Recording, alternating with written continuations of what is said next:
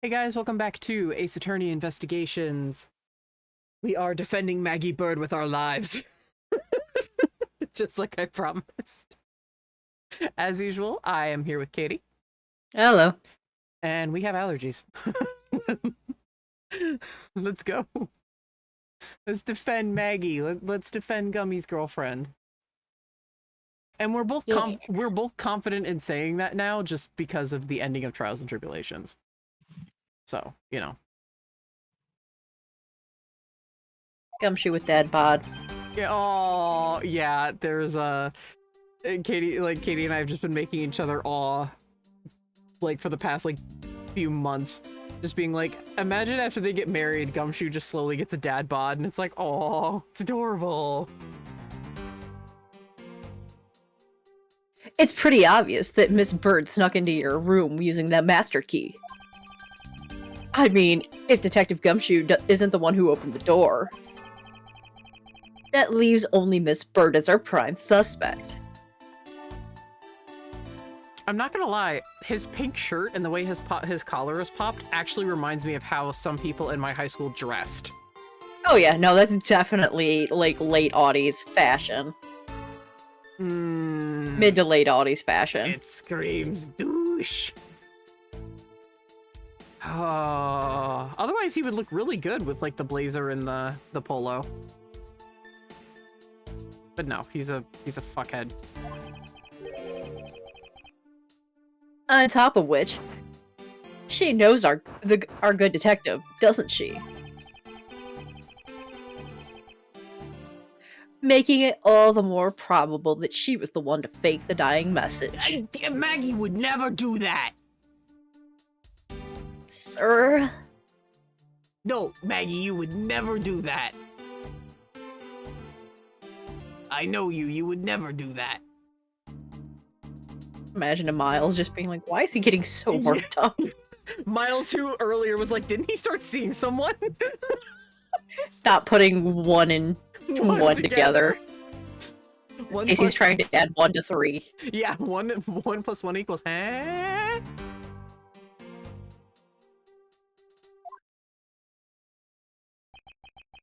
So you're saying she used the master key. Master key. Evidence. Received from Miss Maggie Bird. It's just, he's so succinct. Unlike Nick, who's like, it would be like, master key. This opens all the doors possible in the prosecutor's office. Maggie had it. Maggie was supposed to have it on her at the time of the crime. I wonder what happened. And Miles is just like bullet points. Like Nick's so much more Nick like is impersonal. Or he is. Yeah. Yeah. Impersonal. What the fuck? Am I making up words? Personable. Yeah. It's definitely personable, I was trying to say. Alright. It's Saturday night and I'm running on caffeine. Let's go.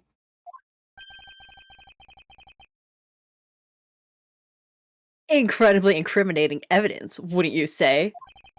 And that's what you claimed about the evidence earlier as well. That was then. This is now. The flow of a good match always changes during a rally. Bro, I'll take you on in Wii/Switch tennis. Kick your ass. It's all about your reflexes and reaction time, especially for an athlete like me. I wonder if there was anyone else other than Miss Bird who could have used the master key. Miles just completely just ignoring his anecdote. Yeah. It seems the only way to get Mr. Portsmouth to give me more details is to press him. He's just sitting there like, well, she's obviously important to the detective, so I haven't passed judgment on her yet, but he is a fairly decent judge of character.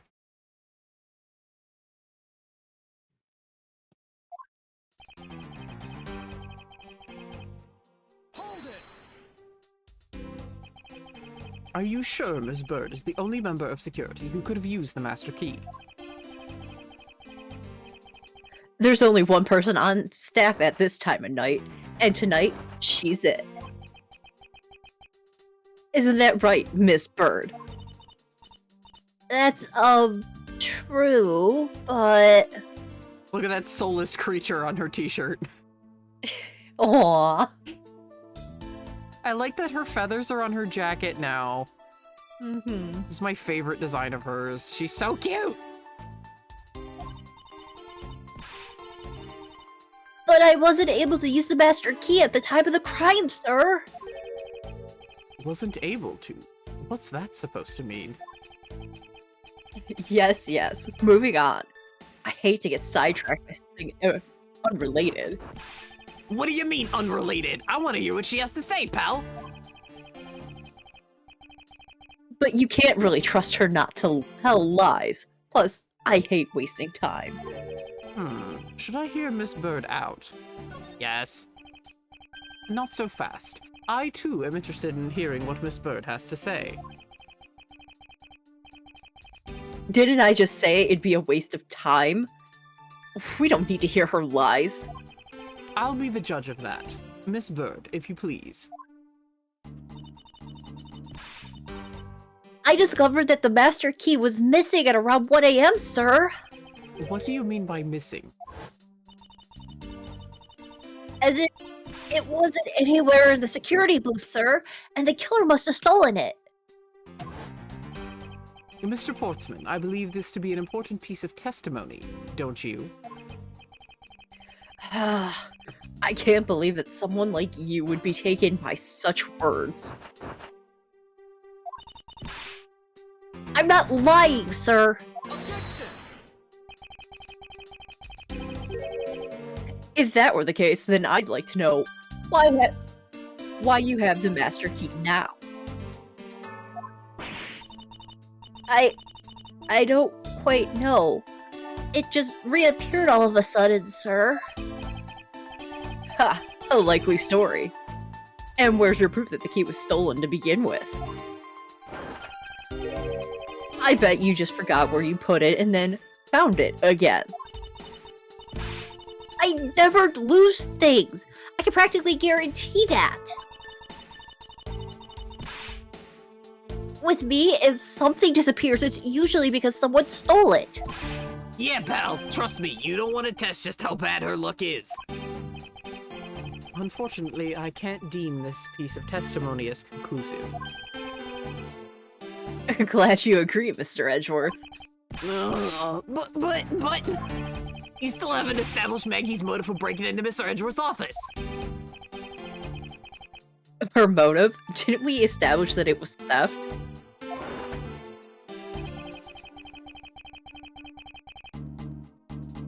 I mean, the culprit clearly went through the bookshelves and tried to, at least tried the safe. It is as Mr. Portsman says, Detective. I can't ignore the fact that all the evidence points towards a motive of theft. But I'm done taking blows. It's time to counterattack with a few facts of my own.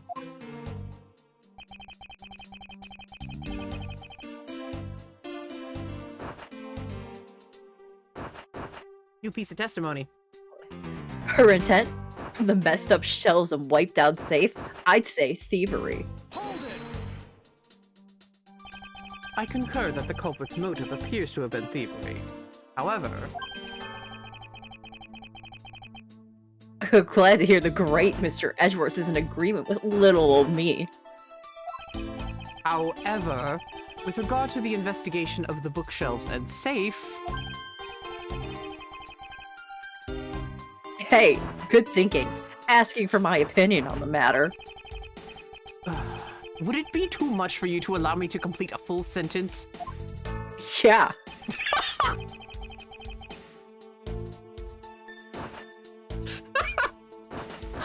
Fuck. Hold it! I thought we had established Detective Gumshoe's innocence pretty thoroughly. It was just a theory. One hypothesis among many possibilities. I mean, I had my doubts about Miss Bird from the very beginning. If that's the case, then why didn't you mention her first? Now, don't make that face. See, there goes the truth, running the other way. Let's pick up the pace and see if we can't catch up with it. I don't think you're catching my drift. But we are in agreement that the detective isn't the killer, right?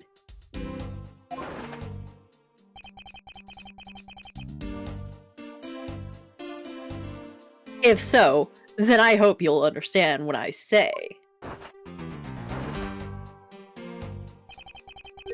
That since she is the only one who could have opened your office door.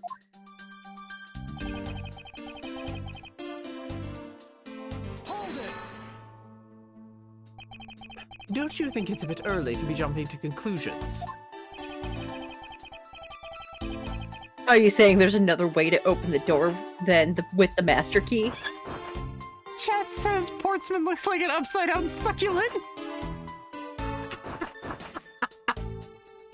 I mean, yeah. Yeah, Oh, I can agree with that. Perfect. Oh my god, he is flapping his wings. Fly free. No, don't let him fly free. We saw him shoot his detective. There's a window right there. Fly free. Yeah, from the 12th story. Fly. Right. Yep. No, you're not wrong. He does look like an upside down succulent. Flap, flap. There's a 12th-story window right there, buddy. Go fly away. Be with your other succulent friends. Oh, I get it. Perhaps you had a spare made for someone else. I'll have you know, I have never made a spare, so what are you insinuating? Nothing. I guess I should have known better than to suggest that someone like you would.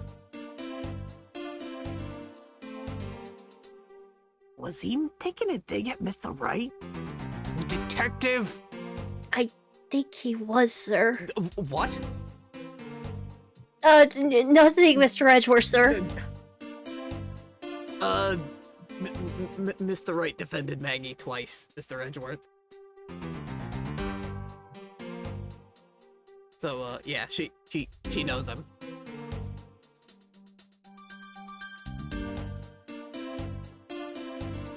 And his big old dumb crush. Oh! That was the most precious thing, hearing Maggie say that. Oh, it is pretty obvious, isn't it? Yeah, it is. I mean, like, the both of them are just, like, super obvious. I know. Wonder if they're ever going to do anything. You got me, pal.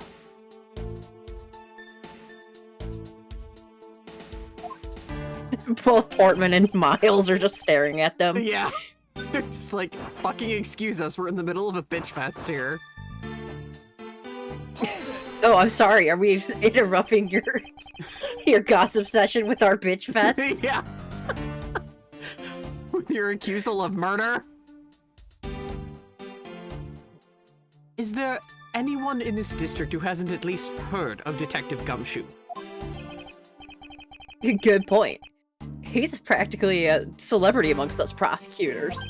Really? I never knew I was so talked about, sir. We're holding our collective breath, you know. For when you screw up so badly that you'll literally be chased off the force. Wait, what? Is that true, Mr. Edgeworth? Of course not. That's hogwash. Besides, you were fired twice already. Yeah, I was. Once by Chief Gant, and then once by Miss Von Karma.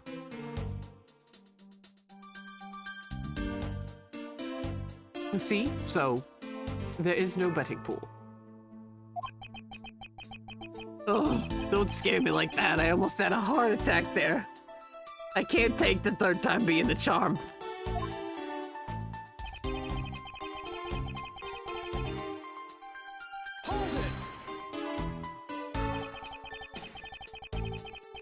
By dying message, you mean the bloody letters that spell out Gumshoe. I figure that whoever wrote his name must have wanted to frame him. And just like the act of choosing the name for is proof enough that the two know each other well. Mr. Edgeworth, what are you waiting for? Hurry up and present some evidence. I would love to, but first we should listen a bit more and digest what he is saying, as incoherent as it is. And press him for more information, which has been incredibly taxing in and of itself.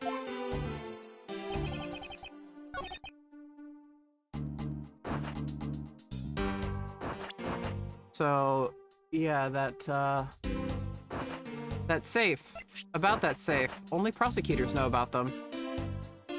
The ad-libbing is beautiful. This is what we do, man. I need Mr. Flap Flap to chill. Mr. Flap Flap has no chill. No, he doesn't. He's a sports bra. Yeah.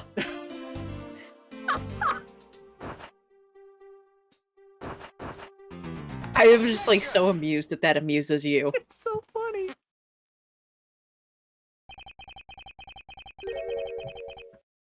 Almost choked on my water. It's not just me, see? It's chat too. Do you wish to continue insisting that Miss Bird was set on stealing something? Why not? It's the truth after all.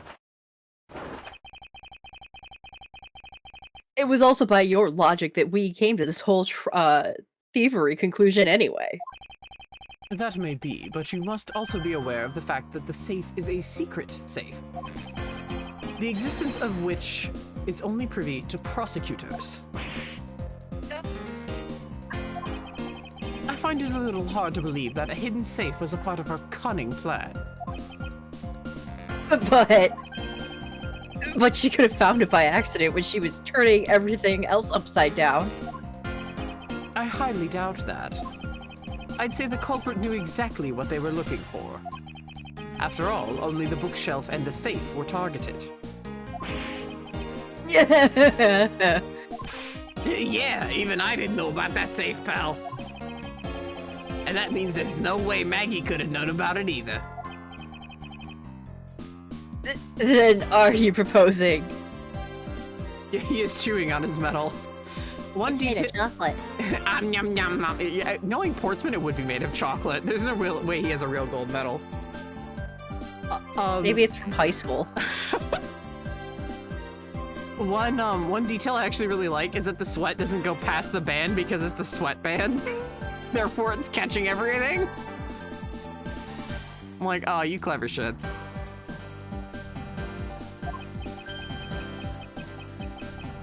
That the killer is a prosecutor?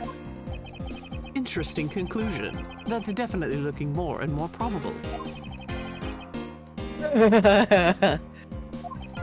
What's wrong, prosecutor? Do you have a different suspect in mind now?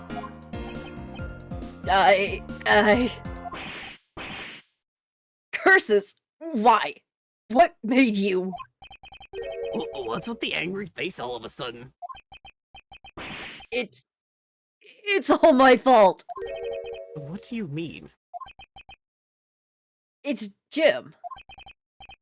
He knew about the existence of the secret safes.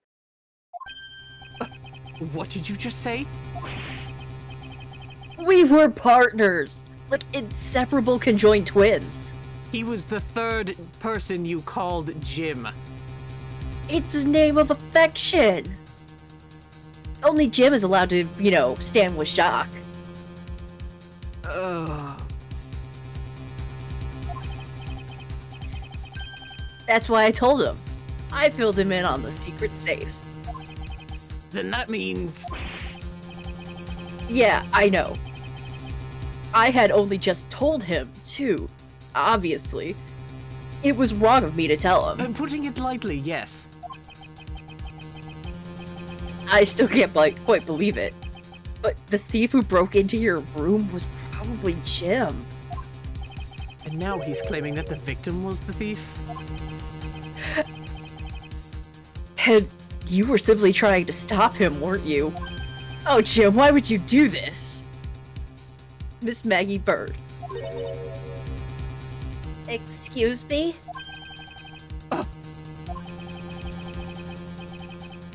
I mean, you are a security guard, right? That's your job.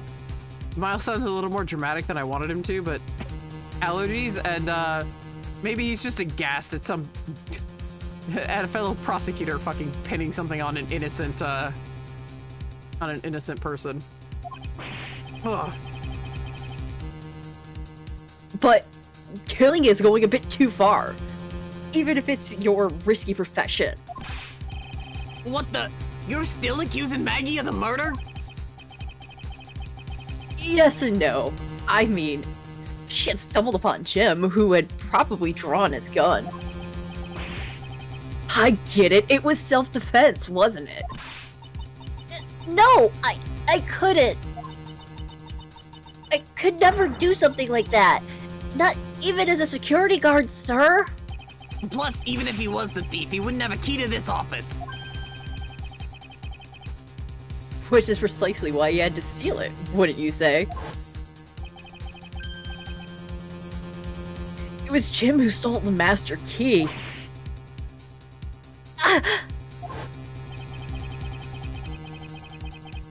Pretty impossible for a supposedly stolen key to be here with us unless... Well, unless you retrieved it from Jim after you killed him. Mr. Portsman, are you honestly accusing your own partner of being a thief? I don't want to admit it, but it's the only way for everything else to make sense. Jim, how could you do this to me? Has he no honor? Well then, I think we're done here. Investigation waits for no man. Would you people be so kind as to see yourself out? You can't kick us out. This is Mr. Edgeworth's office. But I'm the one who's been assigned to this case. And you're all suspects to varying degrees, and therefore ineligible to run this show. Listen, pal, how many times do I have to say this? Maggie can't be the culprit. Detective Gumshoe, calm yourself. But sir... We have no choice but to accommodate his request. For now. Thank you, Mr. Edgeworth. At least one of you understands.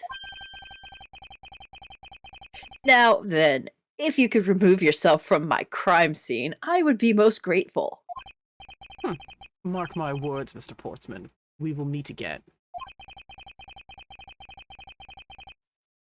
If that's a formal request from the legendary prosecutor himself, then I suppose so. Now, don't disappoint me, you hear?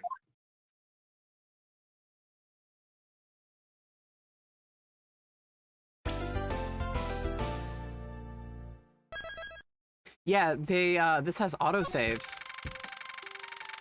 Nice. Very nice, yeah. Oh my god. So Miles got there at 2 in the morning, and it's now 4:18 in the morning. Miles!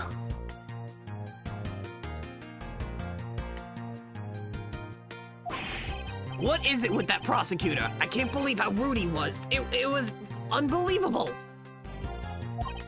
Please maintain your professionalism, detective. I'm gonna find some real solid evidence proving Maggie's innocence. You'll see, sir. But we've been kicked out of the crime scene, sir. True. So then what now? Looks like life's falling into another gigantic ditch.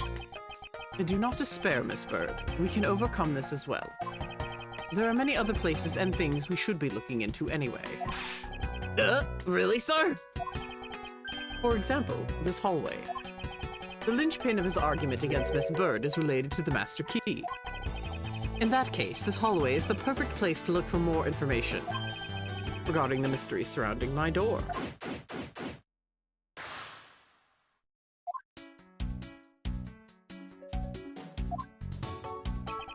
Yes, sir.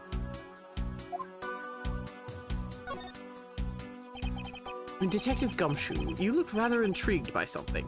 Care to share? Oh, it's nothing, but I noticed that Mr. Portsman calls his partner Jim.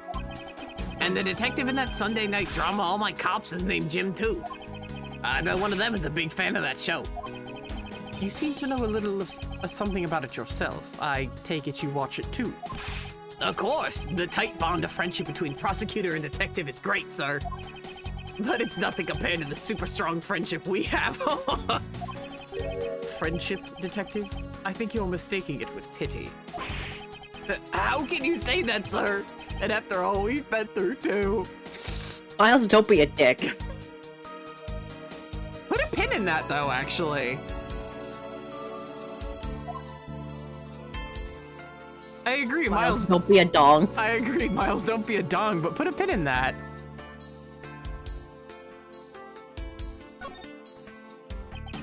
About Miss Bird. No way she's the killer. Please don't tell me you buy into that accusation, sir. Rest assured, I think she's innocent. However, I need to ask her a few things regarding her security guard position. Well, if you're only asking, that's okay. Just, talk to her. And you can, talk about whatever you want.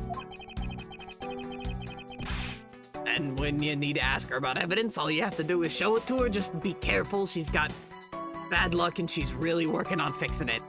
That's why Mr. Wright defended her twice. She just kind of ends up at the wrong place at the wrong time, but she's real nice, Mr. Edgeworth. She's so pretty and so smart. And all right, detective, thank you. That is, 1 and 1 has finally made 2. Thank you. I understand. We're no longer trying to convince ourselves it's 3. Yeah.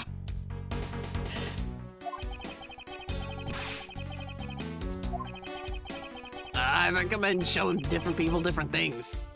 That's what Mr. Wright did, and you'd always be surprised by what they said.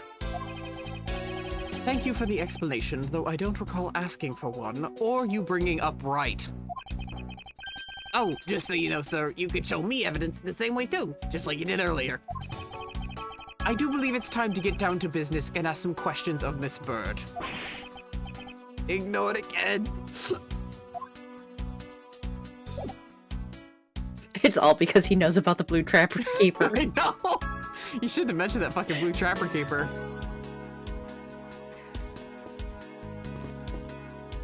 Ball. What is a basketball doing here? That's Mr. Portsman's prized possession, sir. I heard he also plays soccer, dodgeball, and even tennis. And not a single one of those sports is suitable to be played in a hallway. How did he make high, prosecutor?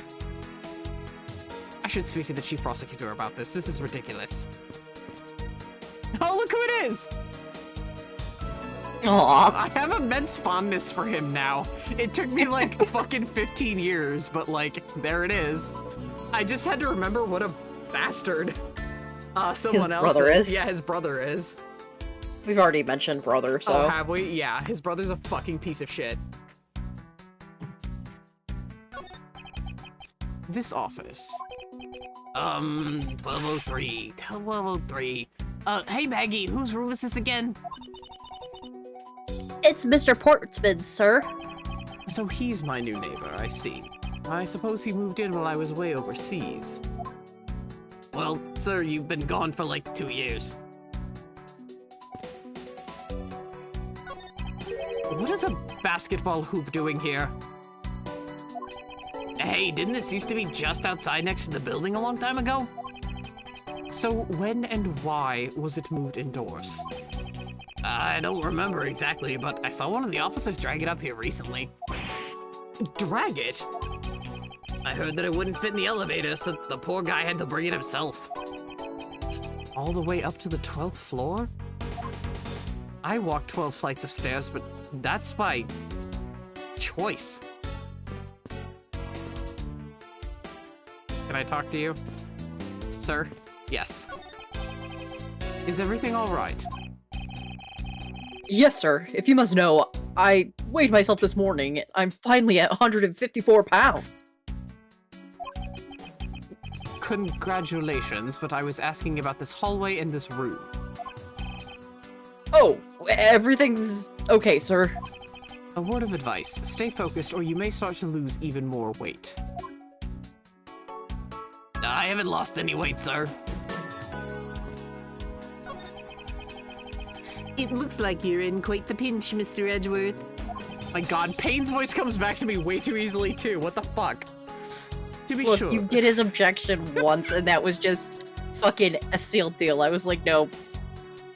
She's Payne. I can't. I'm so upset it's not recorded, so I can't I like, am too. play it back in any capacity because I could never, we were on the phone, I could never replicate that again in my life if I tried. It was a glorious moment. Oh, thank you. Also terrifying. Completely understandable. To be sure, a murder within the walls of the prosecutor's office is no trifling matter. We must find, apprehend, and punish the killer accordingly, post-haste. Sounds like a messy case you've got on your hands. If you ever feel lost or need some advice, my door is always open. How gracious. I will keep your offer in mind. Who is this guy again? I love that that's Payne's trait. He's just like, people just forget who he is. He's just so normal and average that he's unremarkable. But he's got this bombshell wife who whoever came up with the headcanon that she is like this stunning sassy black woman, I fucking love you. If you ever hear it. Like, for God's sake, like, let Payne retire and be with his hot wife. Yeah. Yes. I want nothing but amazing things for Winston Payne, and I never, ever thought I would say that in my life.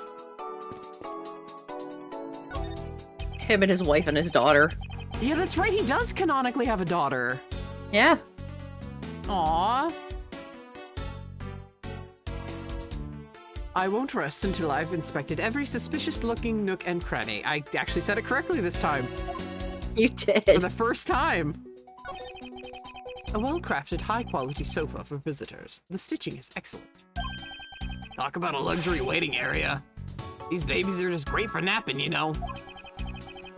You would sleep even out here, detective. In a hallway. Whenever I do, I always wind up dreaming about giving testimony up on the stand. But it always ends the same way. Me getting trounced by Mr. Wright. Isn't that awful? Maybe I should give it a try sometime. To envision myself winning, naturally. Nick's like kind of waking up like, did I have a weird ass dream about Miles? Did Miles want me to trounce him?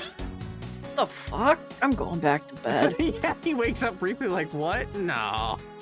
That was a weird dream. It's Isn't that the Missing Zero series file, sir? no doubt about it. The bloody You don't say. You okay there, sir? started speaking in tongues, and I'm not sure why.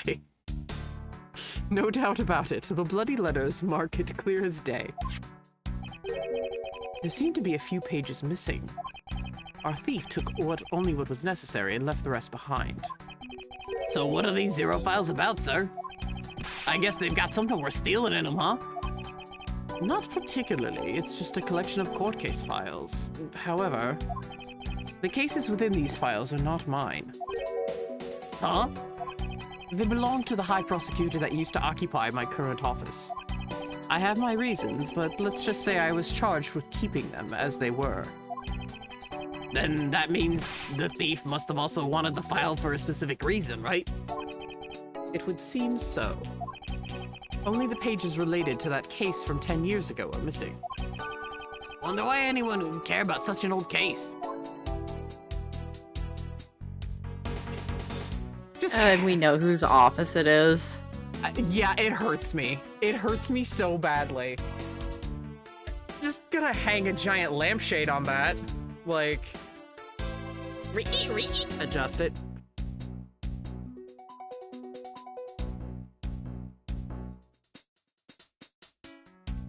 I think we have to inspect that again after like talking to Maggie and logicking some stuff out. I was wondering if I may speak with you for, blah. Okay, I was reading that right. I was wondering if I may speak with you for a bit concerning this case. I've always been a big fan of the courtroom, but this is like a dream. A dream where I'm being cross-examined by the Miles Edgeworth. Maggie! But it's so cool, Gumshoe. Oh, I mean, sir. No, it's okay. It's okay. Mr. Edgeworth doesn't really care. Oh, okay. Oh, that's a relief. Yeah, no, it's alright. I mean, with the way he and Mr. Wright are, I mean, come on now. Oh, yeah, that's true. Yeah. And yeah, Mr. Edgeworth is pretty cool. I get to work with him all the time. I know, it's so cool. Yeah, it is.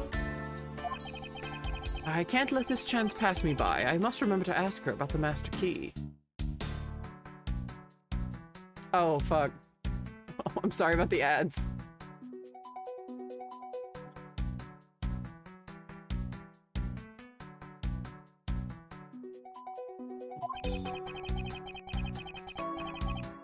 I should jog her memory by showing my notes to her through presenting evidence.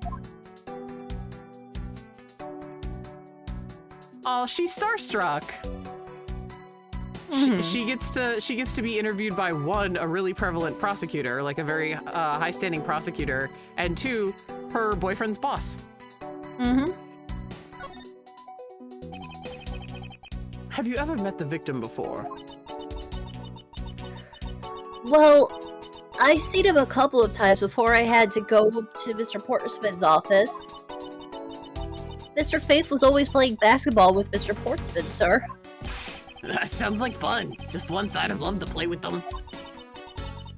It sounded fun, but the only person who ever taken shots was Mr. Portsman. As someone who used to play basketball, you fucking douchebag. Being on guard all the time sucks. All Mr. Faith ever did was pass the ball, sir. I bet Portsman didn't even land one free throw. I hope he misses all of his free throws. Just like Shaq. Oh. Wow. Shaq whiffed so many free throws. Wow. Come on now. I love and respect the man, but he whiffed a lot of free throws. Wow. I'm so sorry, Shaq. I have both copies of Shaq Fu. I was gonna say, at least you went after Shaq and not my personal favorite, so. Who's your personal? Barkley. Oh yeah, Barkley. Well, Barkley nailed his, didn't he? Yeah. Yeah. Wait, was it Shaq or Michael Jordan that whiffed on free throws? It was not Jordan. Okay.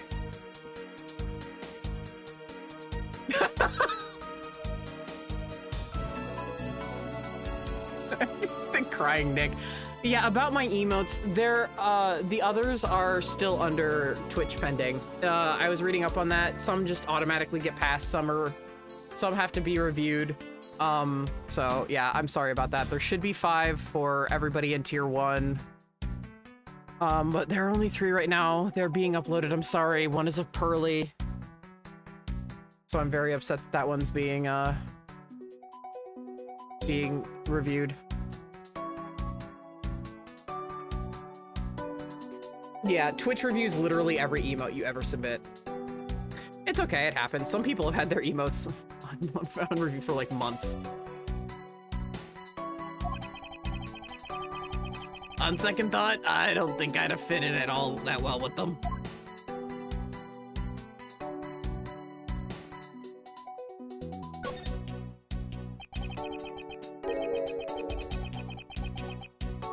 Miss Maggie Bird, correct? I take it you are an acquaintance of the detective. She was under my supervision back when she was still on the force, sir. One day she got caught up in a murder and things started going downhill, so she quit. But I owe a lot to Detective Gumshoe for introducing me to my current employer. So I thought until a couple hours ago. But right before I was about to clock out for the night. You got caught up in this whirlwind of a case, correct? Don't worry. My whole life has been nothing but a whirlwind of bad luck and failures. Hmm?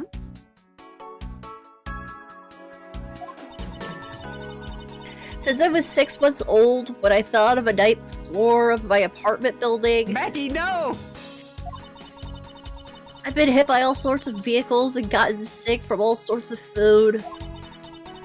Failed almost every test I've taken, experienced almost every kind of disaster. And now I've managed to be nailed as a criminal just when I've become a security guard. Jesus, woman, are you okay?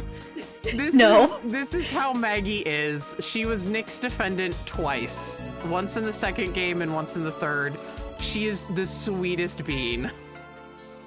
With the worst luck. With the worst luck. And Gumshoe has a big old stinking crush on her, and it's pretty much stated that they're dating at the end of the third game, because in the post credits at her waitressing job, which she had before this one, like Gumshoe acknowledges that the food is bad, but he said he'll do anything for love. Why is she the Spencer Reed of this series? I don't know if she's the Spencer Reed of this series. I think that would be Apollo, if anything. Yeah. Apollo gets a lot of shit. Yeah, Gummy is 32 and Maggie is 23. So, like, Gummy was, like, always, like, she's so pretty and cute and wonderful and I really like her, but she's a lot younger than me, and, like, the guy she was seeing was actually murdered in Nick's first case, so Gumshoe was, like, doubly upset because he didn't hold the guy any ill will, but he was also upset. He was, like, triply upset. He was upset that Maggie was dating someone else. He was upset that Maggie's boyfriend died. And he was upset she was being tried for murder. Yeah.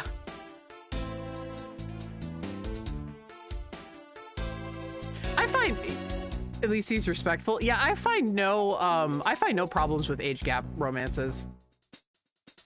But I also have a friend who's been in a very successful one for 15 years, actually. So, and it's a pretty big age gap, or it's about the same kind of age gap. But yeah, it's been 15 years. It just works for some people. Yep. Yeah, so whenever people are like, ew, someone older, I'm always like, my hackles always raise. Because one, I'm always attracted to older guys myself, personally. And two, I'm like, I think of my friend and I'm like, fuck you. Like, I get it if it's just like, it's not my thing. I'm like, that's totally fine.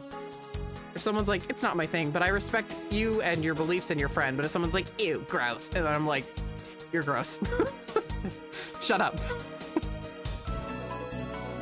Yes, Cat?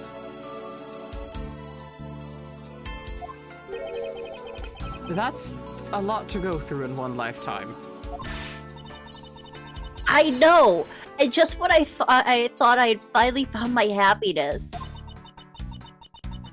I wind up getting you and Detective Gumshoe involved in my bad luck.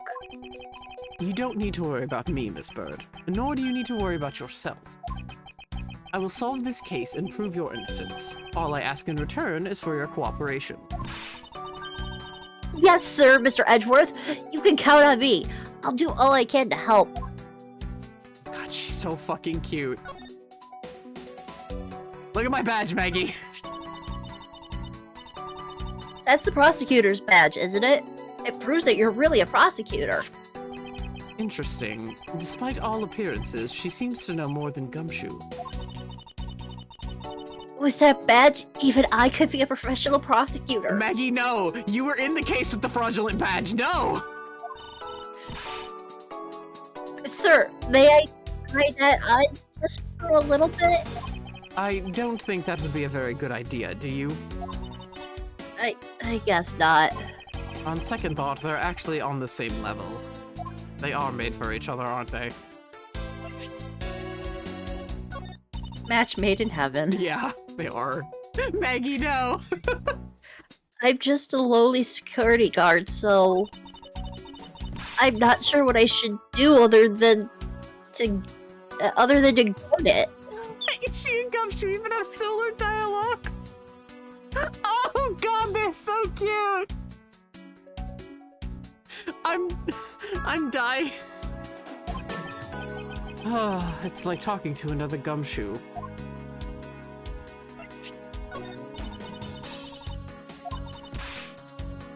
What is the wedding? We're still trying to figure that one out. Yeah, we are. Unfortunately, we don't see Maggie after this game. Sadly, nor do we see Gummy after this duology. He is mentioned briefly, but we don't see him, probably because he's climbed the ranks more. And they mainly deal with detectives. So he's... Katie and I like to think he's head of the criminal affairs department.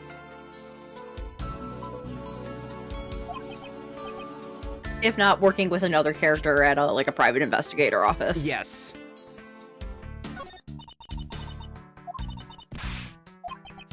Well, yeah, but in Spirit of Justice, it is implied that Miles still has prevalence over his salary. Yeah. Because he says to Nick, "Well, tell your source that I'm looking forward to his next paycheck." Yep. Or his next salary review, yeah. Yeah. Implying that Gumshoe is still working at the precinct. I do like P.I. Gumshoe, though. Yeah. So I'm down with either.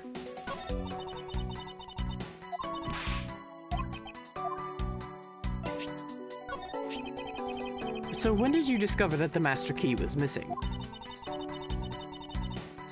By the time I realized it, I think it was around 1 a.m., sir. And I noticed it was back around 2:30 a.m.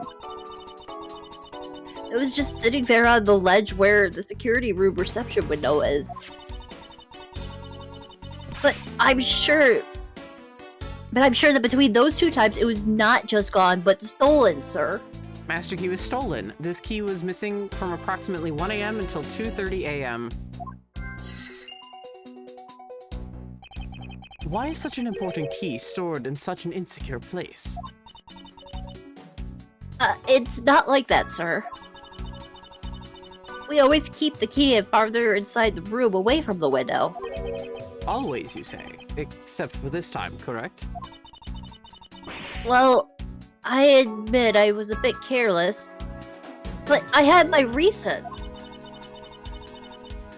I left it out because I was sort of using it at the time. It was after I had used it that I left it sitting out on the ledge. She used the Master Key.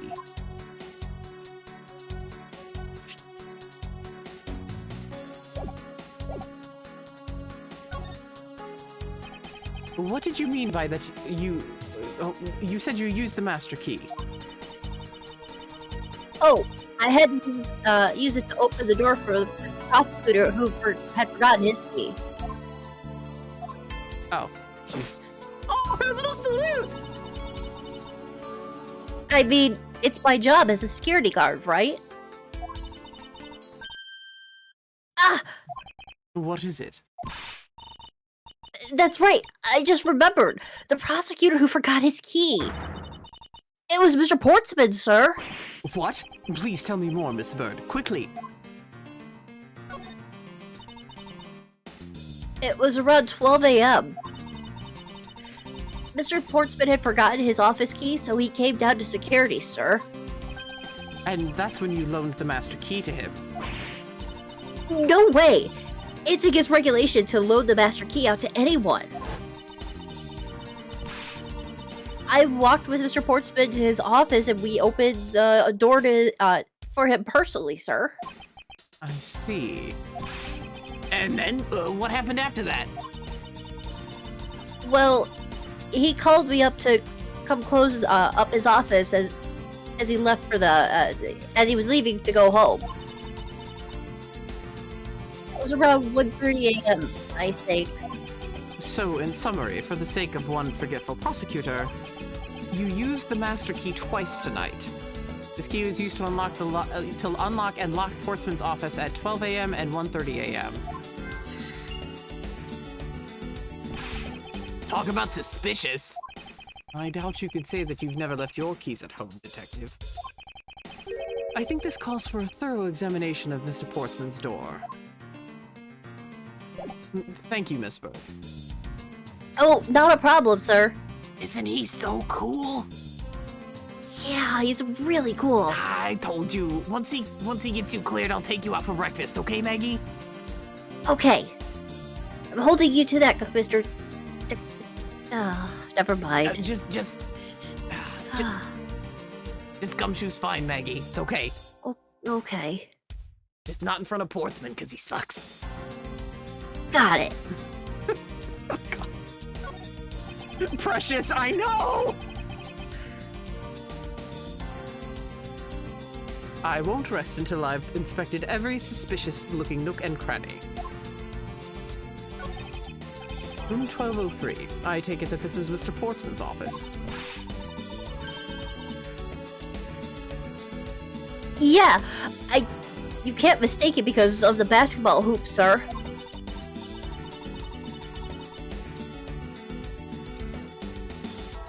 Oh, that reminds me. Mr. Portsman had actually wanted 1202 really badly. Ugh, sorry. You okay? No. Allergies. Allergies, and because her voice is more nasally. Yeah.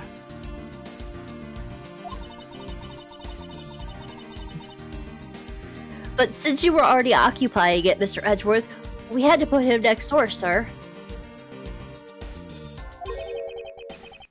So why was Mr. Portsman so particular about getting room 1202? I'm not sure, but I bet it's because of something like his birthday on December 2nd? Yep, that's gotta be it. I can't think of another reason why. I can think of at least 3. Bah, why am I even wasting time thinking about this? The door is locked tight. I bet the old credit card trick wouldn't work here, huh, Mr. Edgeworth? This is the office of a high prosecutor, detective. These doors would be pretty ineffective if the average cat burglar could get through them. Aha! So I guess only a great cat burglar could get in. That must be who our culprit is. Might I advise you to return that conclusion to whatever pawn shop you bought it from? Mask to mask. It's Ron! Ronnie! Please! It wasn't me! I promised Desi I would stop!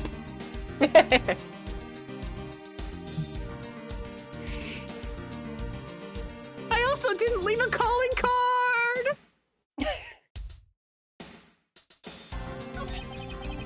It's Mr. Portsman's personal basketball hoop. I can't believe he put something like this in the hallway of a prosecutor's office. But you know, it's actually pretty useful, sir. I haven't gotten lost trying to get to your office since it's been here. How long have I had the same office, and yet you still managed to get lost?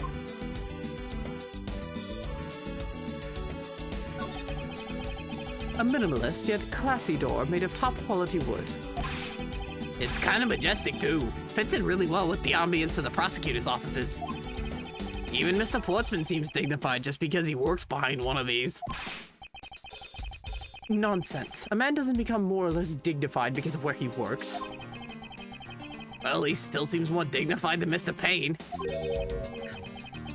Excuse me. Mr. Payne, I suppose custodial work can also be dignified. Oh, Winston! Winston's a high prosecutor! One of the senior most high prosecutors. Yeah!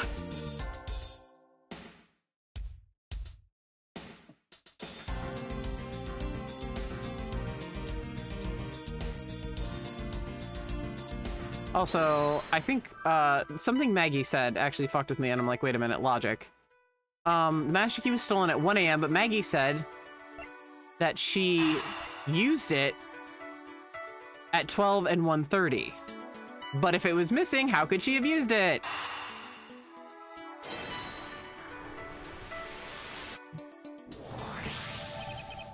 Miss Bird, I'm afraid there's a flaw in your story. What? No way, pal. I mean, sir. Oh, Maggie, that was so cute. Do that more. You what? I said they're so cute. I know. You said that you locked up Mr. Portsman's office at around 1:30 a.m., correct? However, the master key had already been stolen at that time. Wow, nothing gets past you, Mr. Edgeworth. You saw that contradiction like a pro. I had totally forgot all about that. Thanks to you, I remember it now. But you're right. It was around that very time that I realized the master key was missing. Miles, you had to speak right as I was taking a drink. And? Well, I'm a security guard, sir. I couldn't just admit to losing the master key, could I?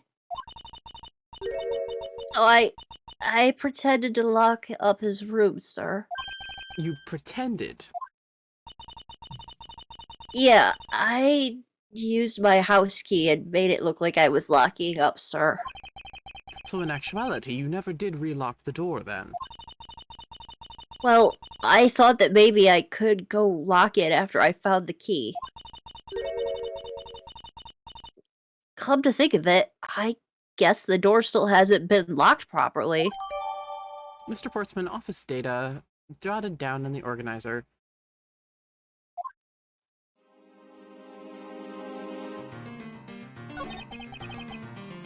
But it's locked tight.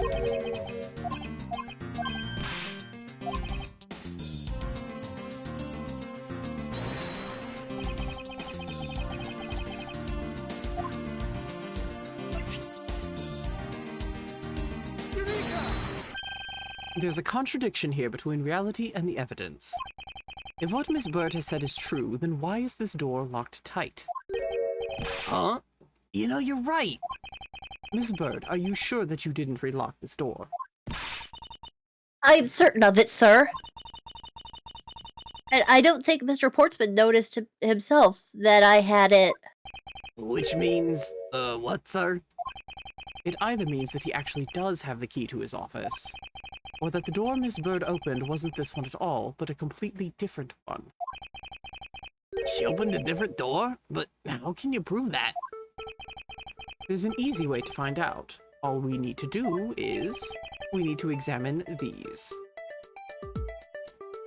It would be the prints on the doorknob. Yeah. Well, the prints on the doorknob will tell us everything. Hey, you! Yeah, you! Pal, do us a favor and see what you can live from this, okay? So, what'd you find out? There's no need for such belligerent nostril flaring, Detective. Sir, I found only Mr. Portsman's and Mr. Faith's prints on this doorknob. So only 2 people's prints were found on this, That's pretty decisive. Huh? I'm lost, sir. Thinking logically, a certain other person's prints should be on this knob as well. Now then, whose prints should also be on this doorknob? Oh lord, I'm talking to myself just like Wright does. Take that! Don't you find it odd that the prints of the person who unlocked this door are absent? You mean... Yes, the door that Miss Bird opened could not have been this one, but a different one. Mr. Portsman's office data updated. What have we here? I won't rest until I've inspected. This reminds me of a puzzle. God damn it. Get used to saying it. Like I said, it's just like Professor Layton, you just get used to it. This reminds me of a puzzle. What is this? Looks like a scrap of paper. I'll get it, sir. Let's see. Oh, there's something written on it. It looks like a note from the victim. I brought the 3 pieces of evidence by just like we talked about on the phone, but it looks like you're out. Guess I'll catch up with you later, buddy. Yeah, and it's for Mr. Portsman. Note left by the victim, data jotted down in my organizer. and also over here. Hmm? What's this? What are you looking at, sir? Oh, hey, how about a game? That's okay, Detective. I just found the position of this hoop to be a little off. Hey, you're right, sir.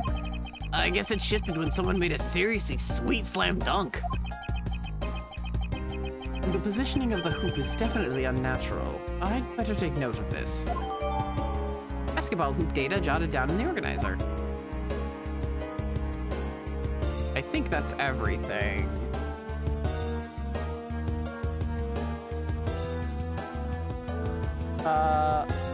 Unless we have to double check the knob. Doors locked tight. Yeah, okay.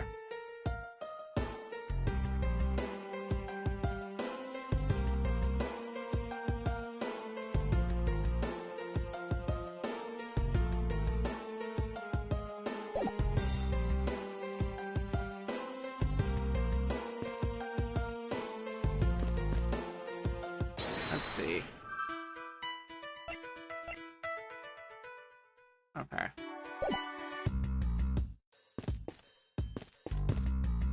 Does looking at these now help? Miles! There we go. Oh, I think I also need to look at Miles's door, maybe.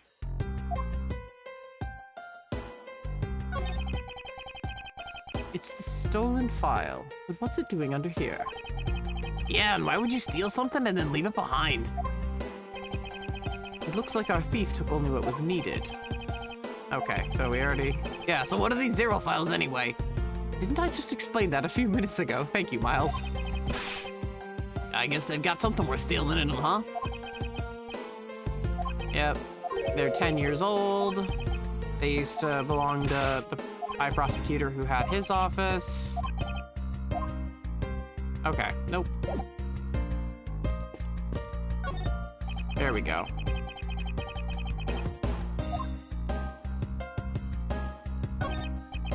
"1202. These four numbers on a number plate alone proclaim this to be my office." Oh, whoops. Hey, these number plates slide right out, sir. They have to be able to take... Oh, they have to be able to take the plate off when a room becomes vacant, you know. Although, the idea that it can be so easily removed is kind of... Kinda what, Miles? I don't see any signs of forced entry. And according to the guard, no signs that the lock was picked either, sir. Meaning that the door really was opened with a key. Did you happen to ask if any prints were lifted from the doorknob? Apparently the doorknob's as clean as a whistle. White, they think. Whoever this thief is, they did a good job of not leaving any clues behind. There we go.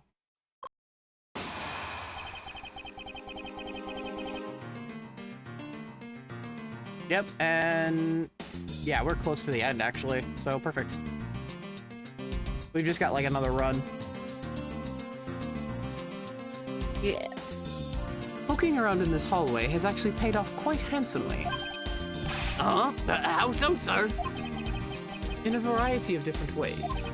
I think it's time we had a little chat with the real culprit of this case. You know who the killer is? Wow, Mr. Edgeworth. As long as my logic is sound, then yes. The mastermind behind this murder is none other than Mr. Portsman. Mr. Portsman? Look at that little blue badger pixelated on her shirt. Aw. I find even that cute. Demon.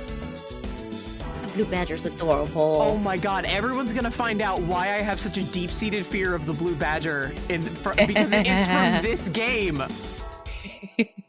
I thought he was cute when I played 1, and then I played this game, and I'm like, fuck this shit.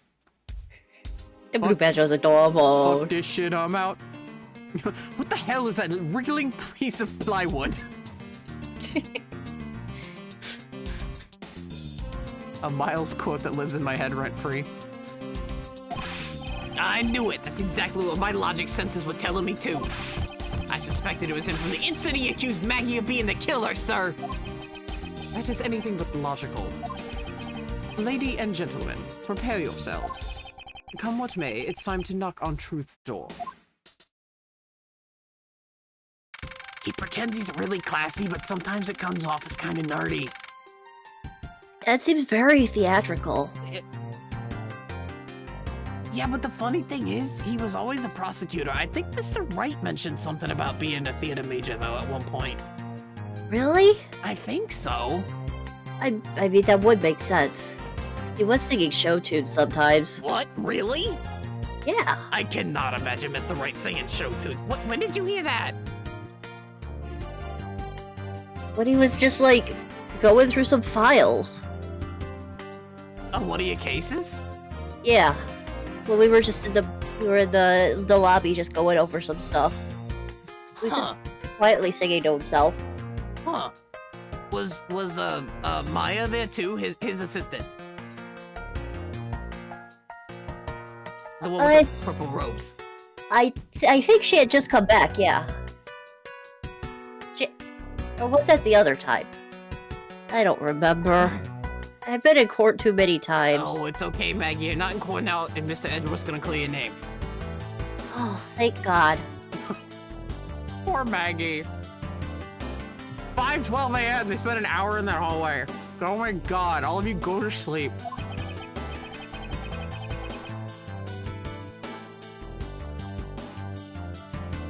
Mr. Portsman, I've finished processing the bloody letter, sir.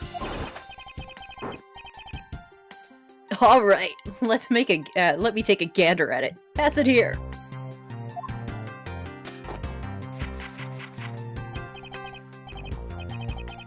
Okay, looks good. You there. Take care of this. Whoa! Ow, my head. Well, if it isn't Detective Gumshoe. You nailed me right in the noggin. Ah, you sports playing dick. Ow. Whoops, guess you shouldn't have gotten in the way. End of the line for you, Portsman. We've got you now. Haul off your dog, Mr. Edgeworth. Is this some kind of joke? Also, what are you guys doing in here? It's I no. chased you out. Miles and Portsman is just that fucking vine of like that lady starting to talk to the guy while like I think on the cooking show. Well, and he's like, yeah, and he's like, and so I'm gonna, and she's like, oh, so you just, he's like, and if you let me finish speaking, Pretty much. like something like that. Oh my god, it's pretty much just Miles and Portsman. It's no joke. We know, Mr. Jacques Portsman, that you are the guilty party in this case. Huh?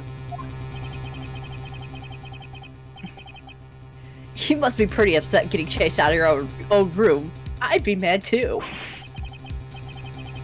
So I guess you could stay, if you promise to stay out of my way. You intend to hide your crime under the guise of a prosecutor doing his job. I can see right through the unsightly, paper-thin mask you wear upon your cowl. Who would have ever thought it would come to this? Actually, come to think of it, your mentor was Manfred von Karma, right? The legendary prosecutor who never lost a single case for 40 long years?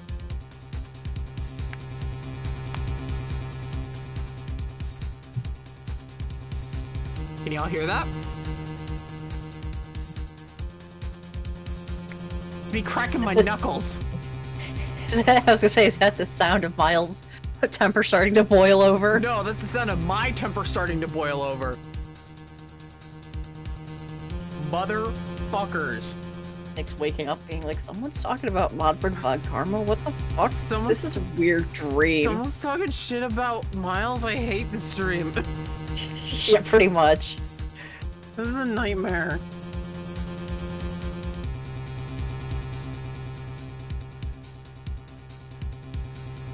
Maya's out there waiting for the Steel Samurai to come on, like, Nick, did I wake you up? Did the TV wake you up? She's like sitting in front of his TV. He's just like, no. Manfred von Karma did. What? That's a long explanation of Yeah. I had this weird ass dream. And he's like, you know what? We don't have time to unpack all this. I'm going back to sleep. And he just turns back Yeah. over on his couch and goes back to bed. Meanwhile, Pearl is just blissfully asleep in Nick's bed because he lets the cousins sleep together on the bed. Yep. On his bed, and he'll take the couch. But there was always this incessant chatter about forged evidence with that guy.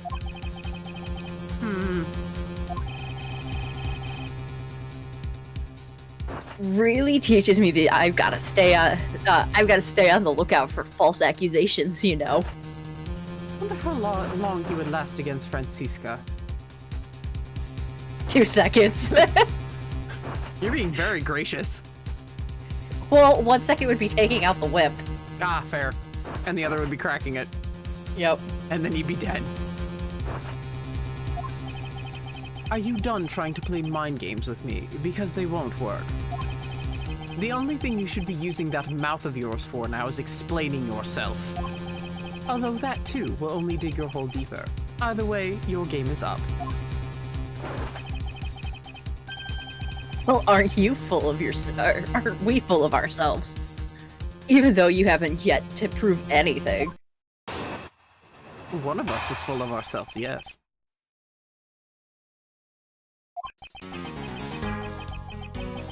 I have no idea what sort of harebrained idea you have in mind, but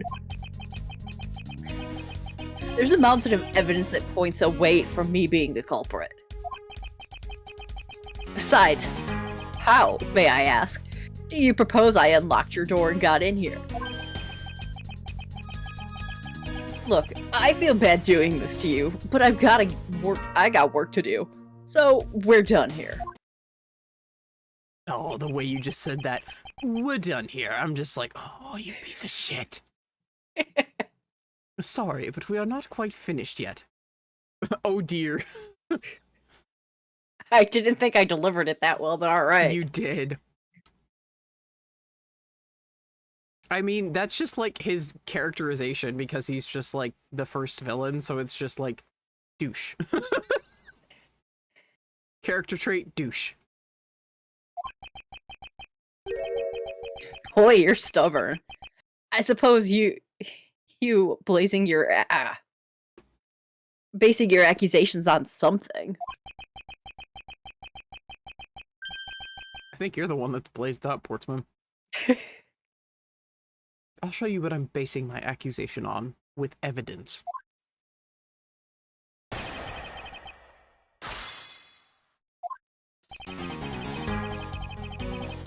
Hold it! My accusation is a harebrained idea, is it? Yeah. You tell me. Nope! Nope! You answered it!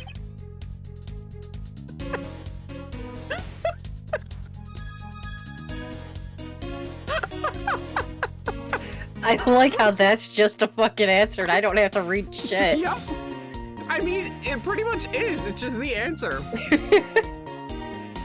Hold it! Oh, and what, pray tell, kind of evidence are we talking about here? Jim was my partner, so you can't say I had motive to kill him. And that's it. That's not even an anthill, let alone a mountain. But it's more than enough, wouldn't you agree? Might I recommend that you review what the word evidence means? It doesn't change the fact that the evidence doesn't point to me as the killer.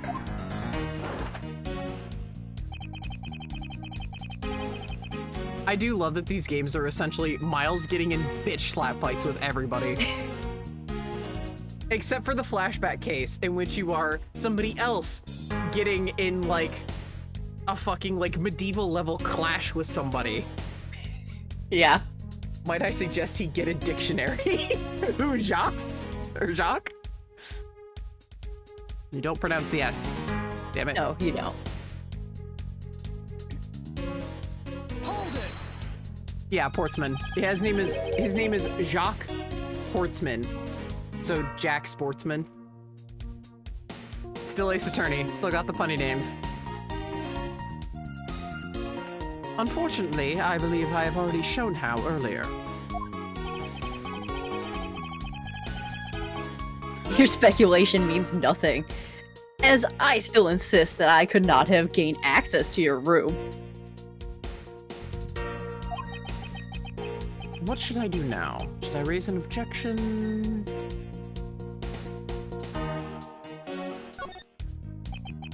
I need to gather a bit more information. What's wrong? Don't tell me all you wanted to do was to find the fault with my flawless logic.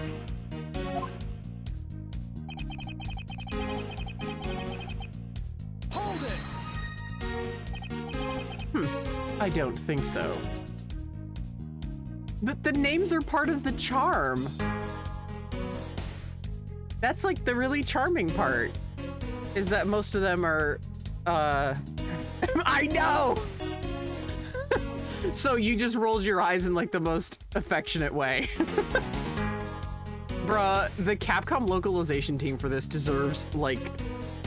Accolades. Yeah, they deserve so many accolades.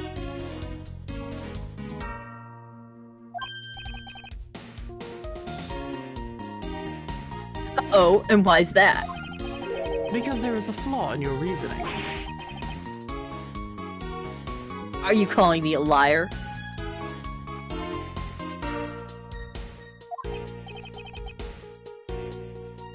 So, where's your proof? The saying, evidence is everything, isn't limited to just the courtroom, you know? Just went like Miss Piggy there, but like...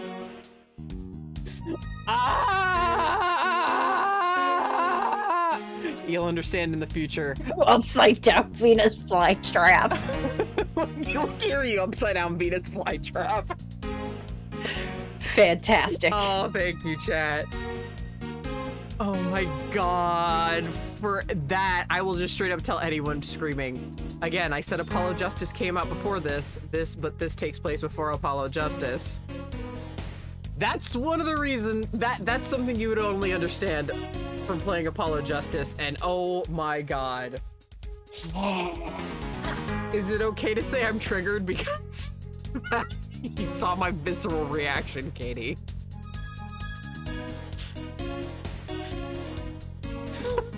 You're like, I'm thinking about it. Everything is everything. Everything is everything.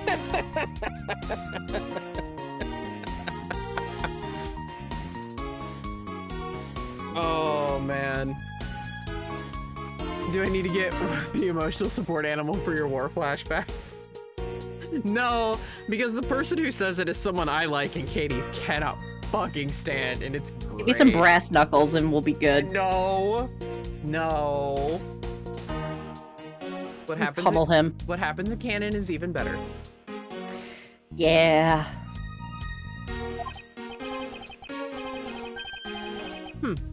You need not remind me. I'll show you all the evidence you want in time.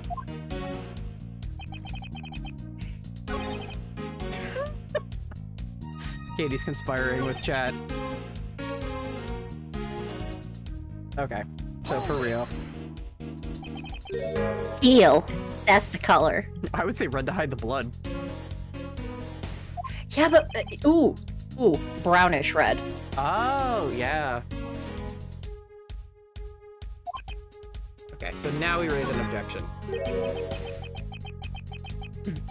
You claim to have had no way to open my door. However, is that really the honest truth?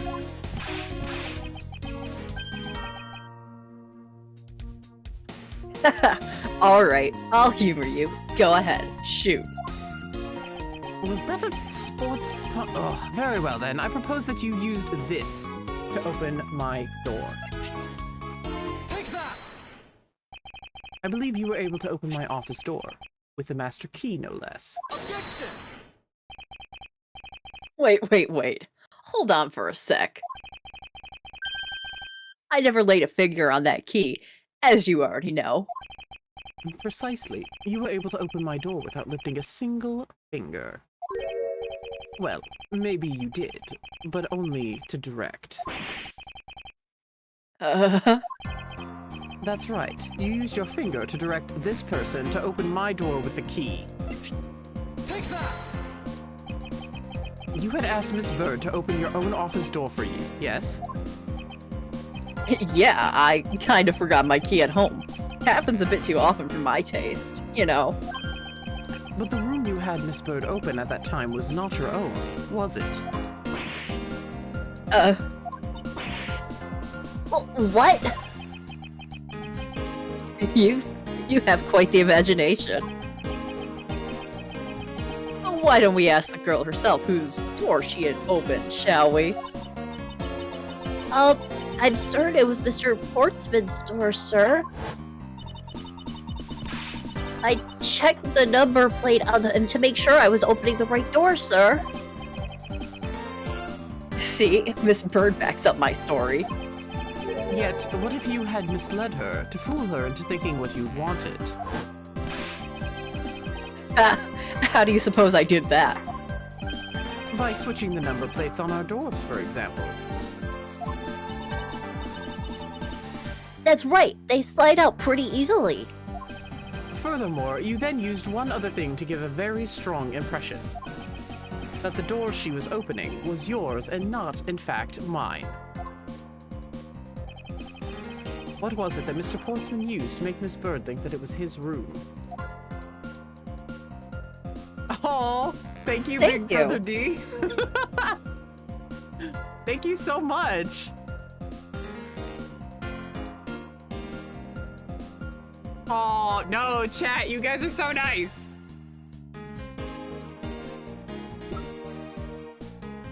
Come on in, take a seat, make yourself comfy.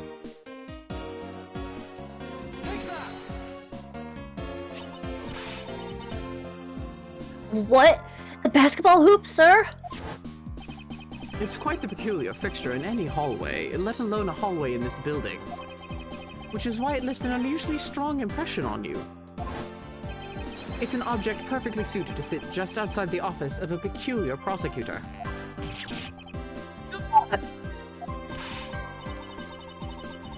That's very true, sir.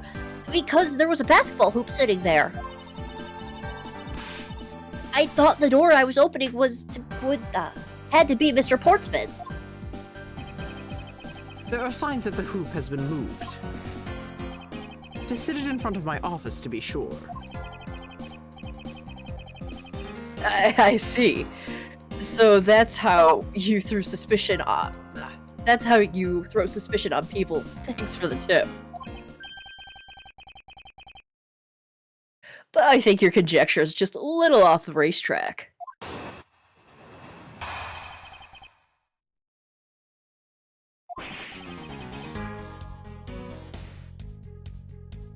Now you're just spouting nonsense. He says as he's about to lose his prosecutor's badge, probably. He's about to do more than that. He's gonna lose his prosecutor's badge and fucking go to jail. And then he gonna go to jail, then he gonna go to court, and we know what happens when someone's guilty of murder in this universe. They go die. Yeah. they go die.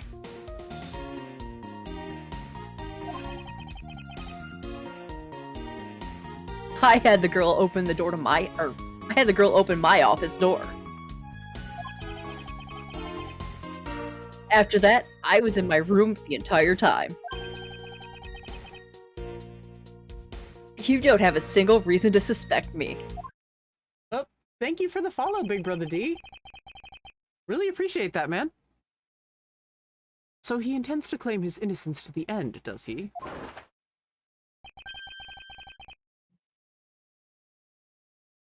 I'm as pure and innocent as my jacket. Blech. Sorry. And Miss Bird is as dirty and guilty as the jacket she wears. My jacket is not dirty. I'll have you know. I just washed it yesterday. That and this is Maggie's cutest design. Fuck you. Gumshoe just in the background like "Arrgh." Just foaming at the mouth. Yeah. Please calm down, for I intend to show him who the truly Get it? Getting late. No, this is just what happens when you compliment me on my voice acting. Then I just go, "Heh."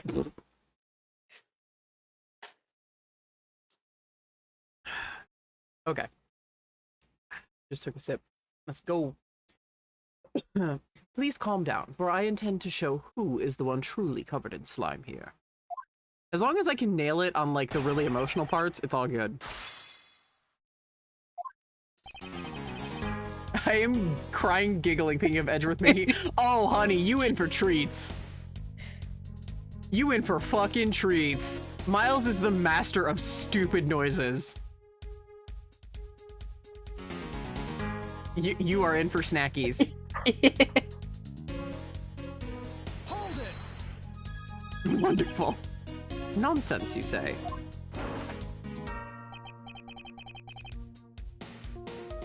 Yeah, because I'm telling the truth here. The one time you could have canonically used Chyeah. Damn it. Yeah. It didn't feel like a chat worthy That's fair. thing. You do hold on to your I just can't do that all willy-nilly. no, they're precision they're precision strikes.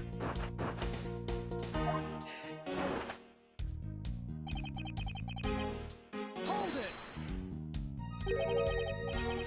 Using the master key, of course. Sure, you have a problem with that? That is what the master key is for, right? Perhaps we should place it in an elaborate labyrinth of some sort for people like you. Hey, Katie. You remind me of the babe. Oh god, I can't remember the rest of the frickin'. What babe? The babe with the power. What power? The power of voodoo. Who do? You do. Do what? Remind me of the babe. Sorry, I'm obsessed with Labyrinth. It's been a while since I've seen that. It's same. We just used to do that in college all the time. You could literally scream, "You remind me of the babe" in campus, and someone would yell back, "What babe?" It didn't matter where you were or what time it was. Hold it!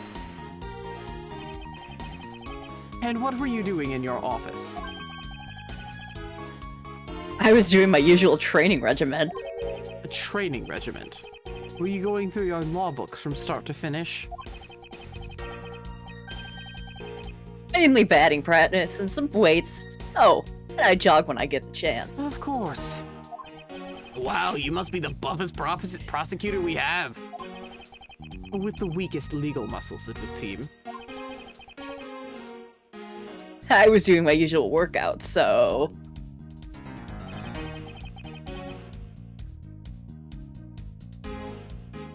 Thank you for the subscription, Ren. Thank you. Hold it! I think I've given you quite a few reasons, actually. Objection! But none of those would stand up on their own. Objection! Then what about all the evidence? Objection! It's all circumstantial. No judge would even convict on such flimsy evidence. He seems to be trembling a little. One more little push. All I have to do is find the flaw in his testimony. Now you're just spouting nonsense. Go open the door. I was in my room the entire time. Were you though? Objection! As buddy boy, we found yes. That was a lie. What are you talking about? How was that a lie? This is a note that the victim left for you, Mr. Portsman. A note? It was left under your door, or did you not notice? And right here it says, "But you're out." You were not in your room when the victim came to call on you. My god, Miles. Sweetie.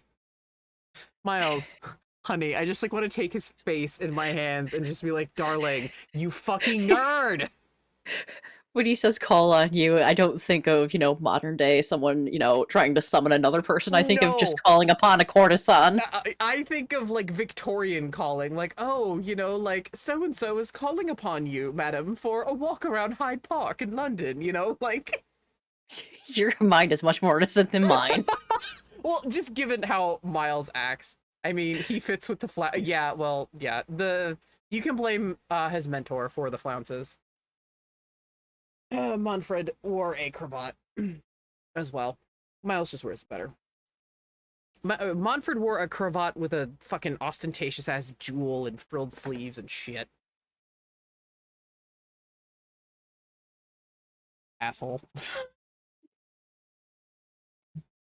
Oh, I have to learn how to do my Manfred voice again. Just sound like the devil incarnate. I mean, I did pretty well last time, apparently. I got into it. But yeah, either way, Miles, you're not using modern day jargon. Fucking sweet. For anyone like, oh my god, why is Danny picking on him? He's my favorite fucking character. Gonna We fucking tease the ones we love. yeah, pretty much. You took the piss out of Nick all the time. Oh yeah, I do. And Nick's your boy. I love him, but he sometimes deserves the karma that comes to him. Oh my god, he deserved the shit getting kicked out of him in JFA for sure. So then, where were you and what were you doing? Shall I explain it in full detail for you? You were busy snooping around in my room, the very room you had Miss Bird open for you. That's just nonsense. You have no evidence that I made the girl open your door for me. Oh, but I do. I have very decisive evidence.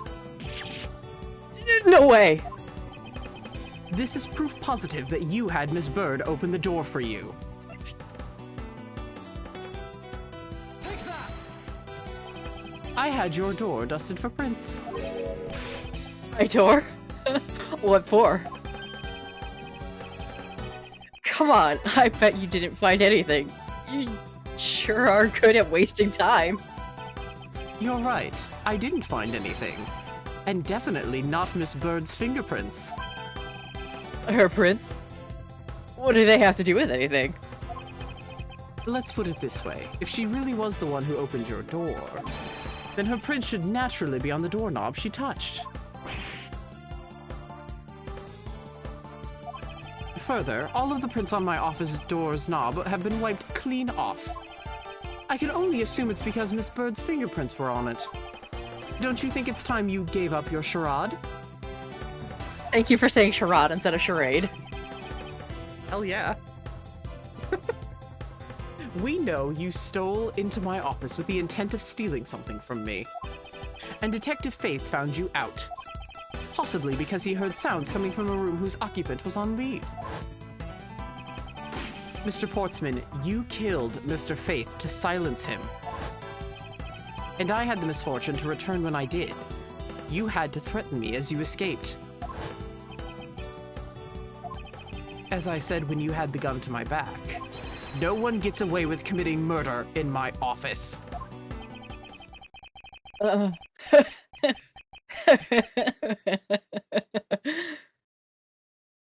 Chat says, how is this guy a prosecutor? That's actually kind of the point. This is like, we've seen a lot of corruption in the law throughout the Ace Attorney series, and it is actually building to something. These pieces stacked on top of each other. Hmm?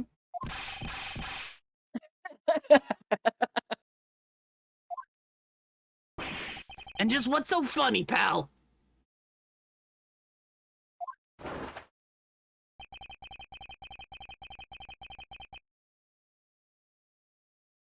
Well, that look of stiff seriousness on your face of the prosecutor, or the office's finest prosecutor, as he makes a huge mistake in assuming or accusing me, is simply too much to bear. There's just nothing else like it in the world. What? Mr. Edgeworth just explained it all. And he even backed it up. You're the murderer.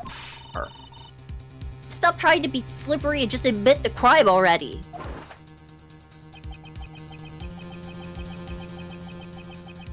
And as I said earlier, it's all so circumstantial. So full of conjecture. You say you checked my doorknob for prints?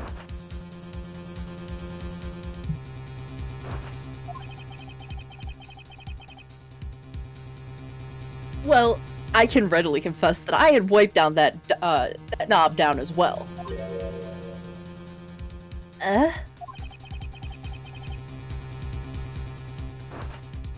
I'm a little obsessive-compulsive, you see. No, you're not. Otherwise, you would have noticed your hoop was wrong. Sorry.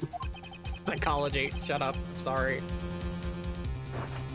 I didn't want to touch a doorknob that you had touched.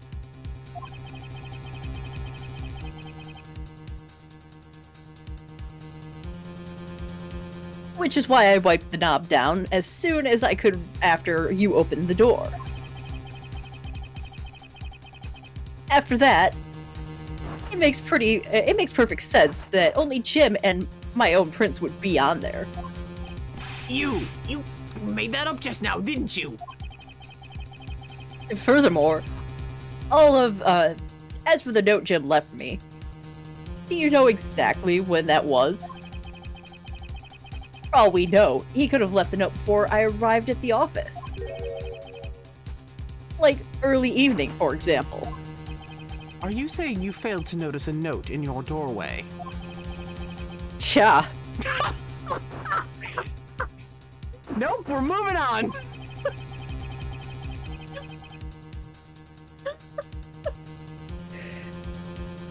I was probably too preoccupied by work-related matters. Although that's no excuse. Oh, precision strike. Fuck! Precision strike! Why am I lisping? Ah. Now that's just a flat-out lie. There's no way you didn't notice that note of that size. Ah, but can you prove... You can't prove that, can you?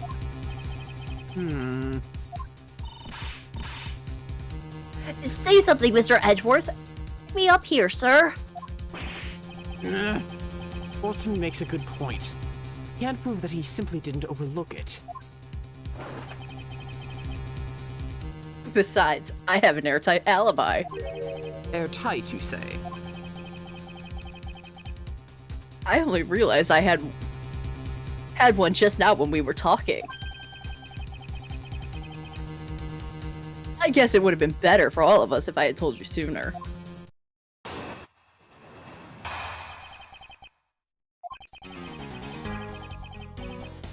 If memory serves, you came back to your office around 2 a.m., correct? And that's when you had the unfortunate confrontation at gunpoint with the culprit.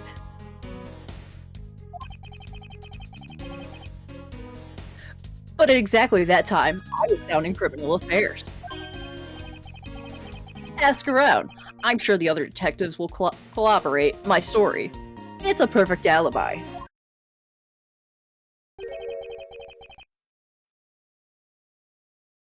Do you really think it's that perfect? Like I said, I don't care. Ask around all you like. You'll see for yourself. Detective Gumshoe. Sir, yes, sir. I'll go check out his alibi, sir. Be right back. Mr. Edgeworth, sir, I think we're in trouble. It's just like Mr. Portsman said. The guys down in criminal affairs said they saw him at around 2 a.m. You see? All of the evidence points to him being the culprit. So there must be a contradictory point in his alibi somewhere.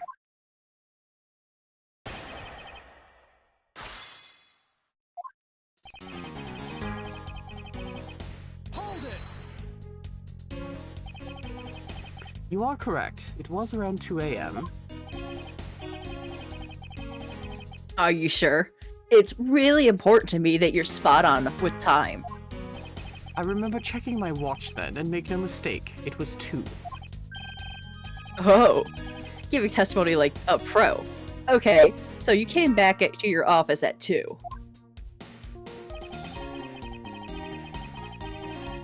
Hold it! It is as you say, however... Yes, however, you are the only one who claims that you had bumped into the culprit. So tell me, did you see the person's face? Was it me who you saw? It was pitch black, so I couldn't actually see. Objection! Oh, come on. I'm sure you saw something. Try a little harder, why don't you? I'm beginning to feel like I'm the one being interrogated here. Oh well, it doesn't matter if you remember or not. It only matters you ran into the culprit. Hold it! So you paid the Criminal Affairs Department a visit. Yep, right after I left the prosecutor's building, I headed straight for the precinct.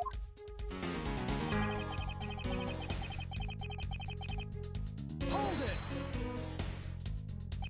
it! Well, we did go ask around to confirm your testimony. And it was just as I said, right?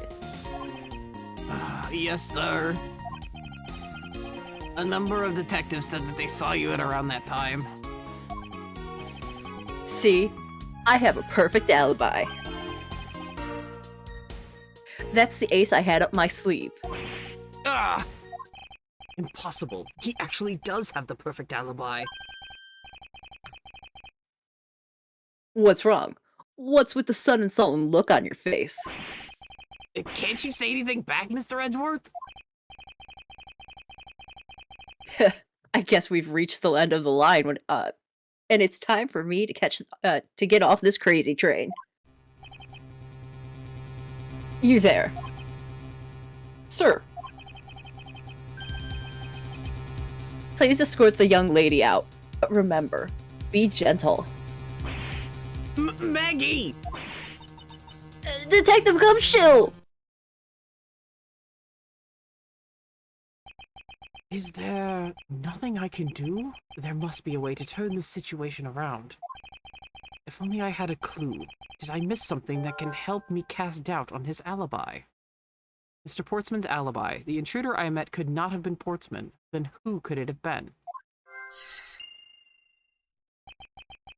I need to calmly think this through one more time, and with logic.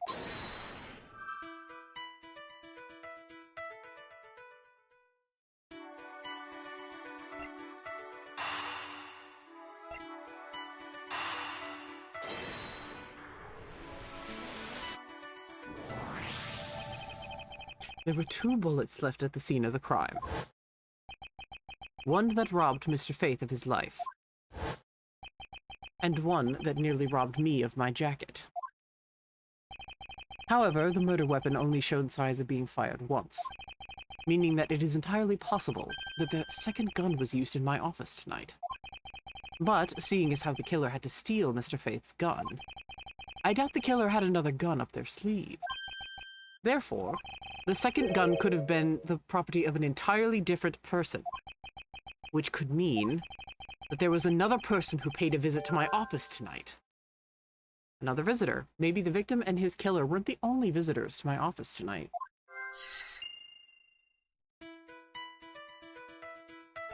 Well, there were only 2 left to...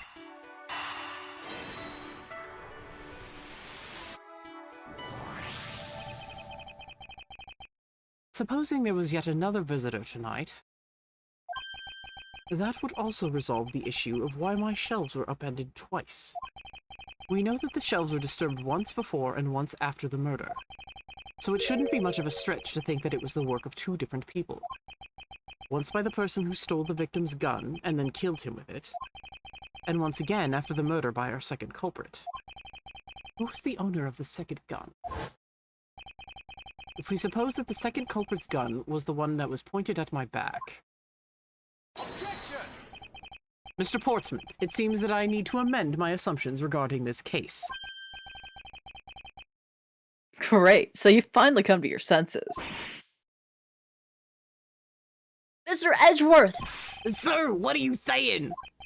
This has been a big misunderstanding on my part from the start. I had assumed that the person I ran into was the killer, but that may not be the case. What do you mean? The person I ran into was just your average thief.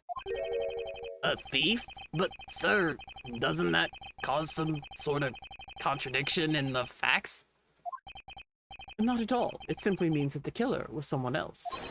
And it means that in actuality, 2 culprits stole into my office tonight. What do you mean, two? It explains both why my shelves were disturbed twice and how there were 2 guns. Mr. Portsman tricked Miss Bird and gained entry into my office. Objection! Now you're just leading the argument. You still don't have any actual proof, you know. If you could please go along with my hypothetical scenario for now, Mr. Portsman. In the end, if you really are innocent, you should have nothing to worry about. Now then, returning to my scenario, Mr. Portsman was out to steal something from me, which is why he checked my secret safe and ransacked my shelves. This is the first time. So then, this would be when the files were put back in the wrong order, right? Correct. And then, just when he was about to look somewhere else, who should walk in but his own partner, Mr. Faith? But why did Mr. Faith come into your room, sir? He probably had business with Mr. Portsman, which is why he was in the area. But that's when he noticed sounds coming from my office, would be my guess. Oh, because you were supposed to be away, right? And he must have thought it was odd, so he came into this office to check it out. Correct. And as a detective, that was the right thing to do. But when he came in, he found his own partner standing there. Because it was Mr. Portsman, Mr. Faith probably let his guard down.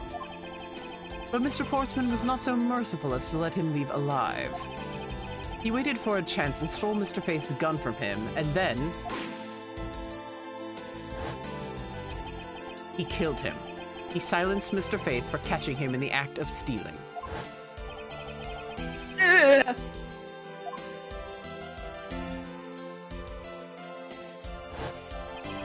This was the moment in which the first shot was fired, the one that landed in my files. Following that, Mr. Portsman wiped the gun down and left it behind as he made his exit. He could afford to do that because he had also left the fake dying message behind. You're such a complicated troublemaker, you know that? Well, if things were as simple as that, then all would be solved. However, there was yet another visitor to my room, and this is where it gets complicated. There was another? Visitor, sir? Yes, and this other person's objective was also to steal something from me. Now then, even after Mr. Portsman left, the door to my office remained unlocked. However, this new visitor had no way of knowing that, and so they stole the master key from the security guard's room and entered my room and searched through my shelves. This was the second time they were disturbed, and it seems the thief found their prize. The stolen zero file, right, sir? Correct. Only, just as the thief was about to leave with the file, I appeared. The thief then threatened me with their own gun and made their escape. The second bullet was fired during that brief encounter. So the shelves getting messed up twice and the 2 bullets? It was all because 2 different people were doing those things at 2 different times! Precisely. So now do you see, Mr. Portsman? The person I met was just a thief and was not, in fact, Mr. Faith's killer. Your alibi for the time frame in which I ran into the other person is now irrelevant. Because we now know that the murder took place during the first culprit's visit.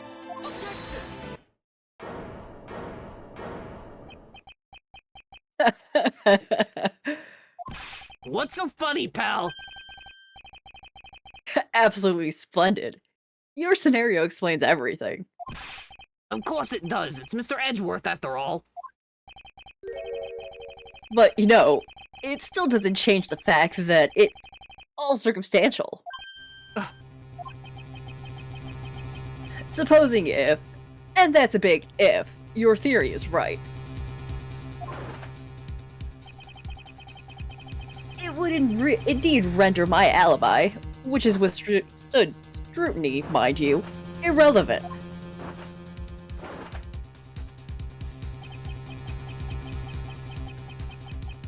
But there is still one defining point of your argument for which you have no evidence. Your suspicion that I was the first visitor. Mr. Edgeworth, you can't let him get away with that, sir. But he has a point. I have absolutely no proof at this point. Don't say that, sir. I don't believe this. Don't worry, Maggie. I'll do something if I must.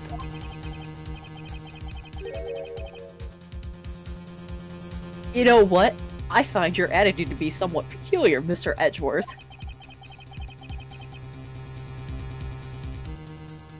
If the person you met was really just a plain old thief, then why is that person not your main suspect? That is, if your theory is correct.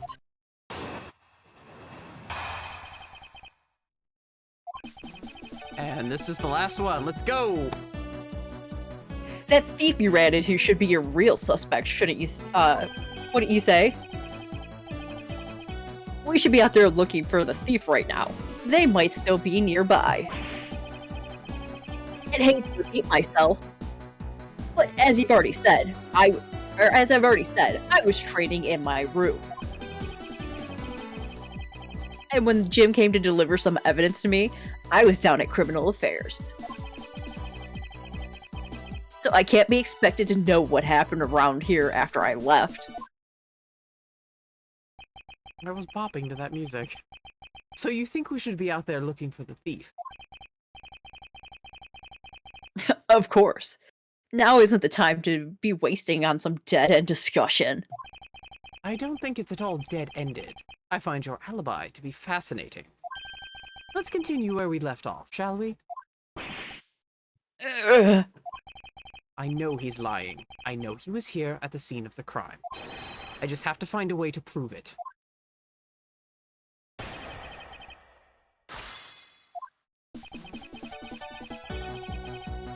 Hold it!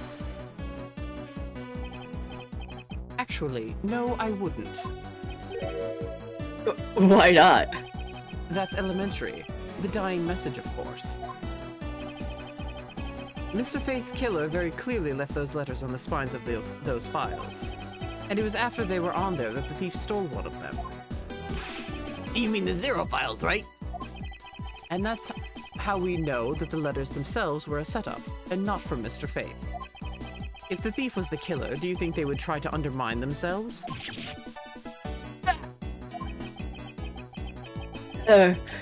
Maybe the killer just didn't think of it earlier.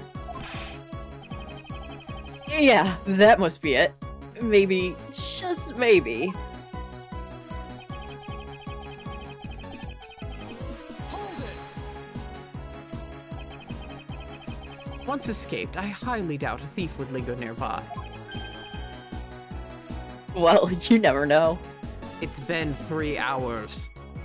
I mean, maybe they didn't get what they were really after.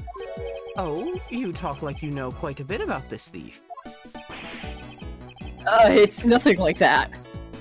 I have no idea about anything, after all.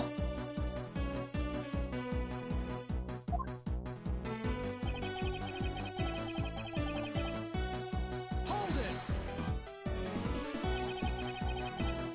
But according to Mr. Faith's note... Hold on, I thought we already cleared that up.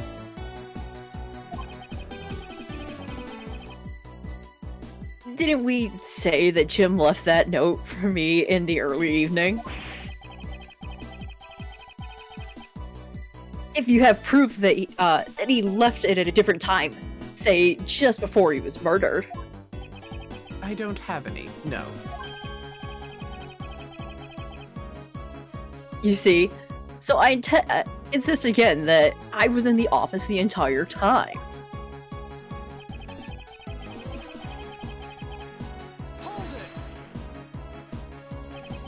it! Why didn't you go there with Mr. Faith? That's because he said he was tired and was going to take a quick nap. You know those sofas in the hallway? He likes to sleep on those. It's one of his habits. And what of the evidence he brought? They were relating to yesterday's case. Just 2 items. A gun and a pendant.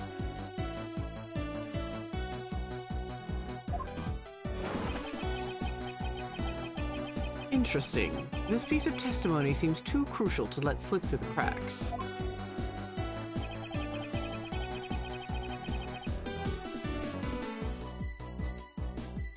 He brought me 2 items. A gun and a pendant. They're related to yesterday's case.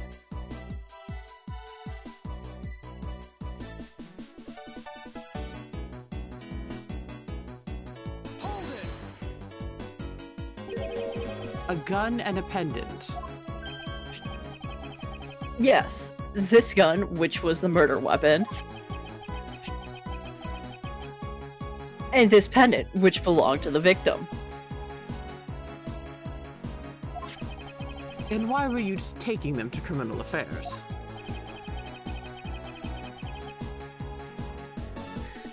There was something in a past case file I wanted to compare these things to. But all this has nothing to do with the case right now. Anyway, I believe you'll find the log paper trail I left to be your satisfaction. This is all matching up with what Detective Gumshoe found out.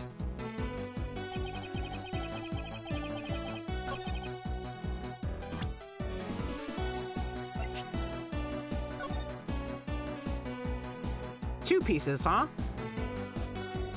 Buddy said 3. Objection! Only 2 pieces. I believe the proper phrase here is, you fail. Excuse me? Gumshoe's jaw hits the floor. Maggie faints. The forensics team gasp in unison as Miles Edgeworth is heard using a modern colloquialism. No, he talks modern enough. It's just...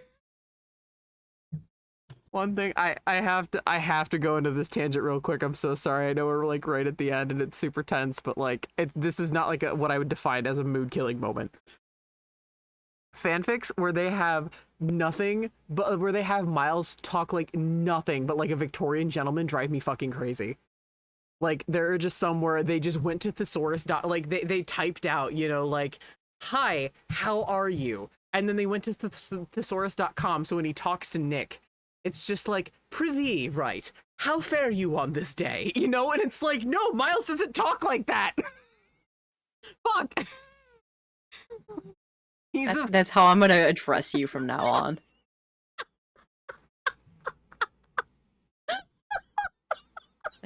I'm just going to be like, how fare you on this day? You have to say prithee.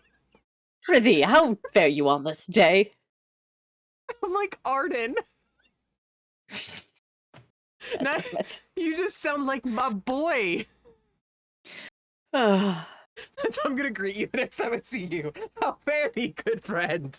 This is gold standard. Thank you, chat. This is what we do. We just fuck around. Just here to enjoy a game and enjoy chatting. Yeah, I mean, again, on the emotional parts, we stay serious, but like, I don't count this as immersion breaking. It's the trial. It's the not the trial. Intro trial. Yeah, it's the tutorial. Quote, That was it. Yeah. But like, holy shit. That's one of my biggest pet peeves in Rightworth Fix, where like Miles just can't talk like a normal human. It's like someone programmed a robot and they just selected Victorian. like Victorian English as his standard speech. And I'm like, no, Miles is a fucking nerd. He just he mixes He's up not his- speaking in antiquated English. He's quoting the Steel Samurai. Okay. Pretty much. Oh, they would have you fail in the Steel Samurai. I would love a spin-off show, please. Give us like a spin-off Steel Samurai anime. I actually want to watch it. I would legit watch it. I'm glad I follow this game, otherwise I'd never discover this top tier entertainment. Yay! This makes us so happy, like legit. Thank you so much. Oh man.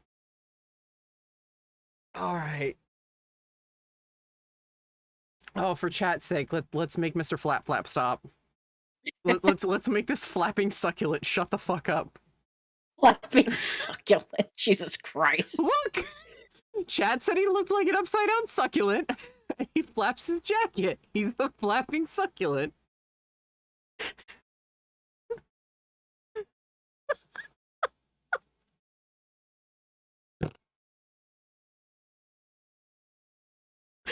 Oh, Christ. Flapping upside down Venus flytrap succulent. Thank you, Chad. Katie's so done. Okay. Did you read your line? Yeah. Okay. You know when I like lose my shit, I can't get back on track, or like it takes me a minute to get back on track. I always forget whose line. Whose line is it anyway? Katie, I'm sorry. No, I'm the one who's sorry. It's my fault. I just take it and run until I fall on my face. Oh. You fail as a prosecutor, Mr. Portsman, as you intend to keep evidence hidden from me. What are you talking about? I haven't hidden anything from you. Everyone slowly gets up because they were like, oh god, okay. Well, here's a piece I think you should read carefully.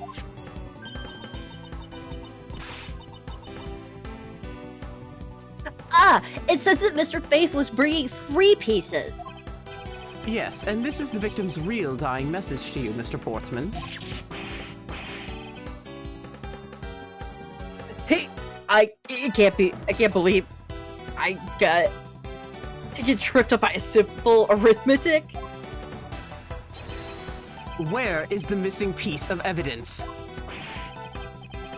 It's You have it, don't you? Only the guilty would make such a face. Detective Gumshoe. You don't have to say it, sir. I'll pat the guy down from head to toe.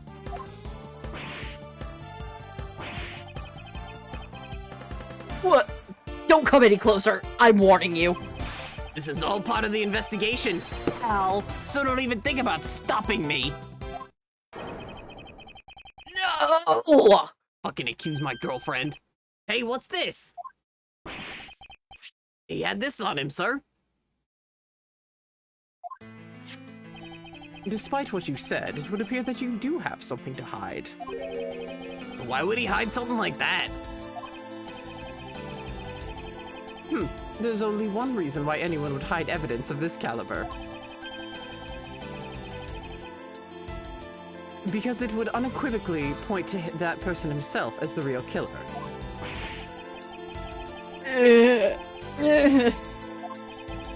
Let's examine this videotape in a little more detail. For the section of the tape that will drive the last nail into his coffin.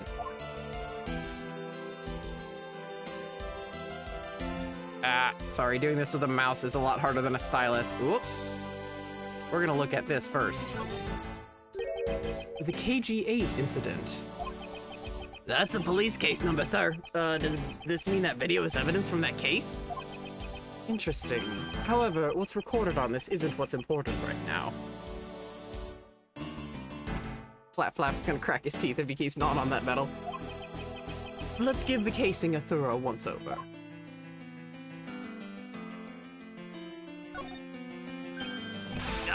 That's blood, isn't it?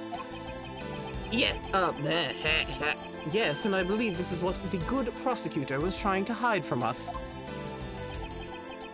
This blood is still fresh. you mean this might be Detective Faith's blood? No, no, you've got it all wrong. No amount of denial can save you. We have but to run a blood test to find the truth. You told us that you had received evidence from the victim earlier. Now you will tell us when and how did the victim's blood find its way onto this video. Yeah, it's totally suspicious. Was it at the moment of his death? Did Detective Faith have this videotape on his personage when you killed him? You know very well there's no way to prove that. Not even if we were to examine this tape for fingerprints. Yeah. If I had to take a guess, I'd say that the only ones on here would belong to the murderous you and Mr. Faith. No, impossible.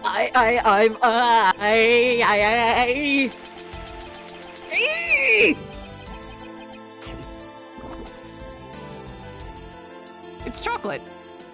Just like A you lot said of earlier. choco. Yeah, that's a lot of chocolate at once. Food coma. Oh no! It's okay. Like Katie said, it's just chocolate. 5:47 a.m. Miles got here at 6 a.m. at 2 a.m. Fucking at 6 a.m. 4 ass hours later. Oh.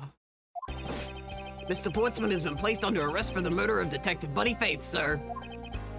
Very good. And the results we got back from the lab techs on the tape turned out to be real solid, sir. The blood work came back and it was definitely Mr. Faith's blood on there. And as a bonus, they were able to lift a few of Mr. Faith's fingerprints as well.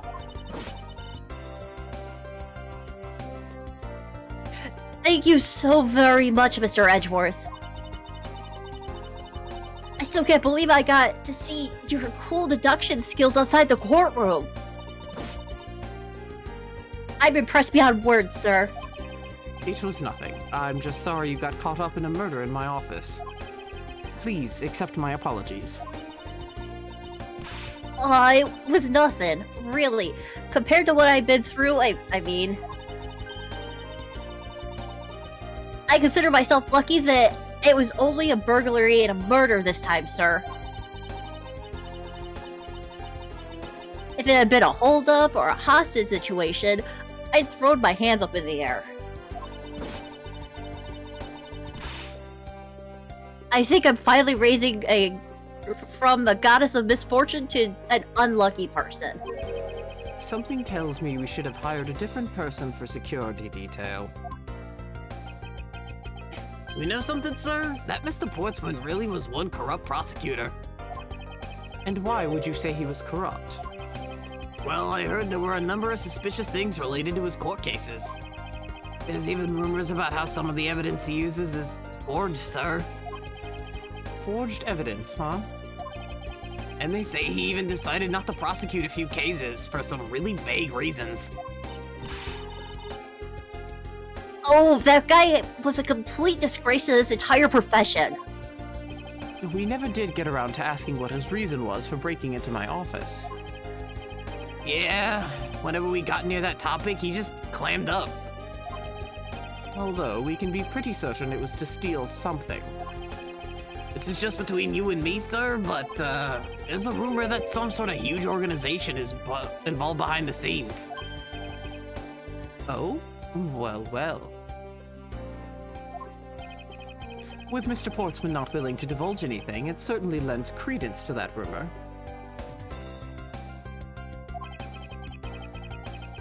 It would seem that we haven't heard the last of this. Huh? Then Mr. Portsman isn't the bad guy? I didn't say that, but rather, there are still many more mysteries for us to solve. For example, we still haven't figured out the significance to this piece of evidence. My prosecutor's badge. No, the pages that are missing from 10 years ago.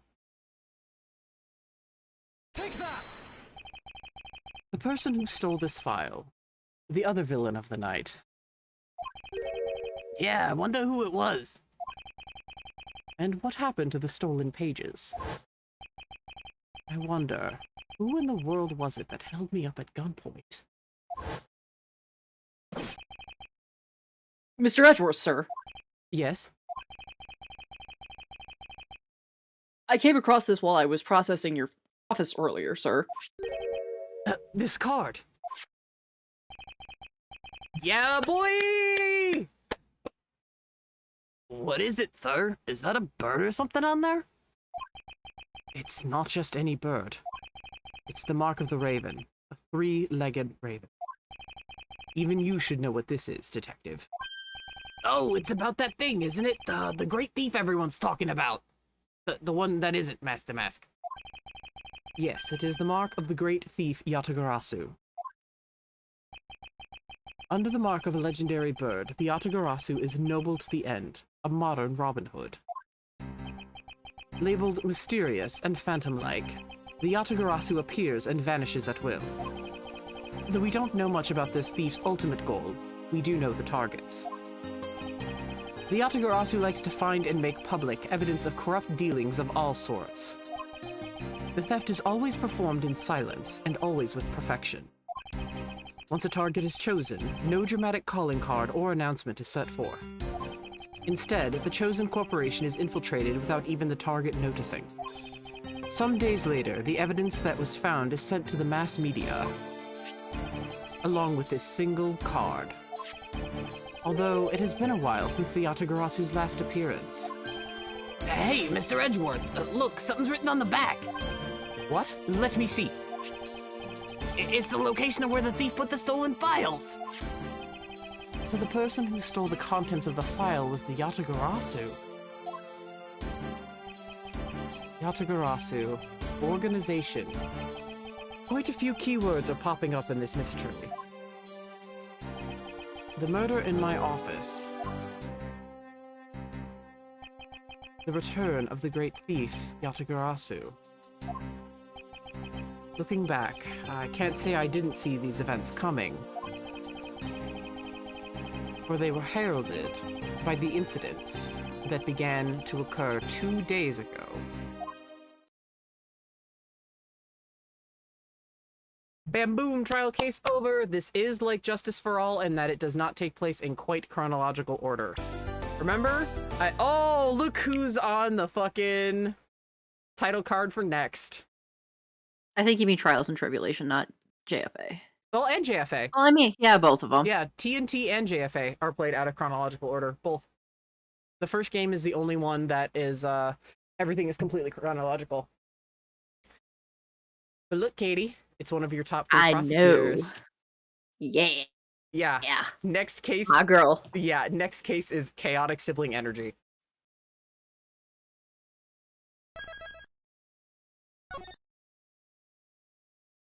Franziska von Karma.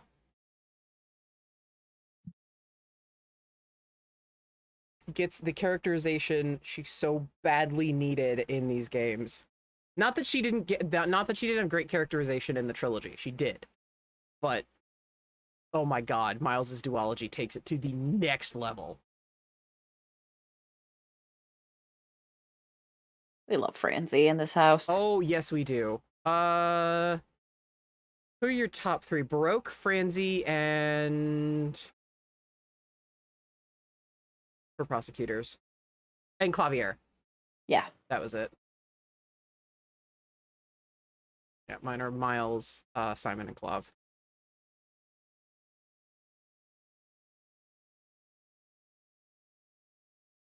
Thank you for the entertainment. I must be off, but you got a follower in me. Oh, thank you. It's okay. We're going to end up signing off anyway, so you ended just as we did. Thank you so much, dude. Take a look at my schedule. I update it all the time. Twitter, YouTube, if you want to check out the trilogy that we did. Because we did go through the trilogy first. But yeah, thank you so much for the follow and thank you for hanging around. It's been really fun having you in chat. And it's always so much fun to meet another Ace Attorney fan. Oh, yeah. It's so great. Aw, thank you, Ren.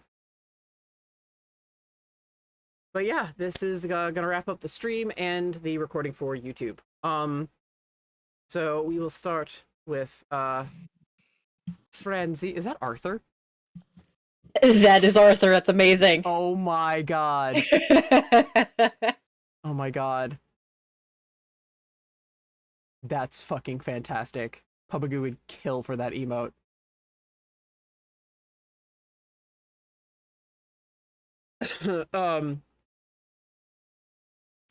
We'll be going through that one. We will be going through Gyakuten Kenji too. Or Investigations too. I switch between them with with both duologies. Weeb. Shut the fuck up.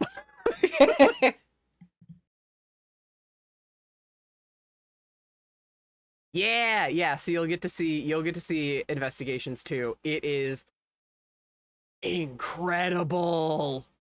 Oh yeah. Oh my god, it's so good. Gonna smack the desk. I'm so engrossed in feels just thinking about it. Have a good night. But yeah, that is gonna do it.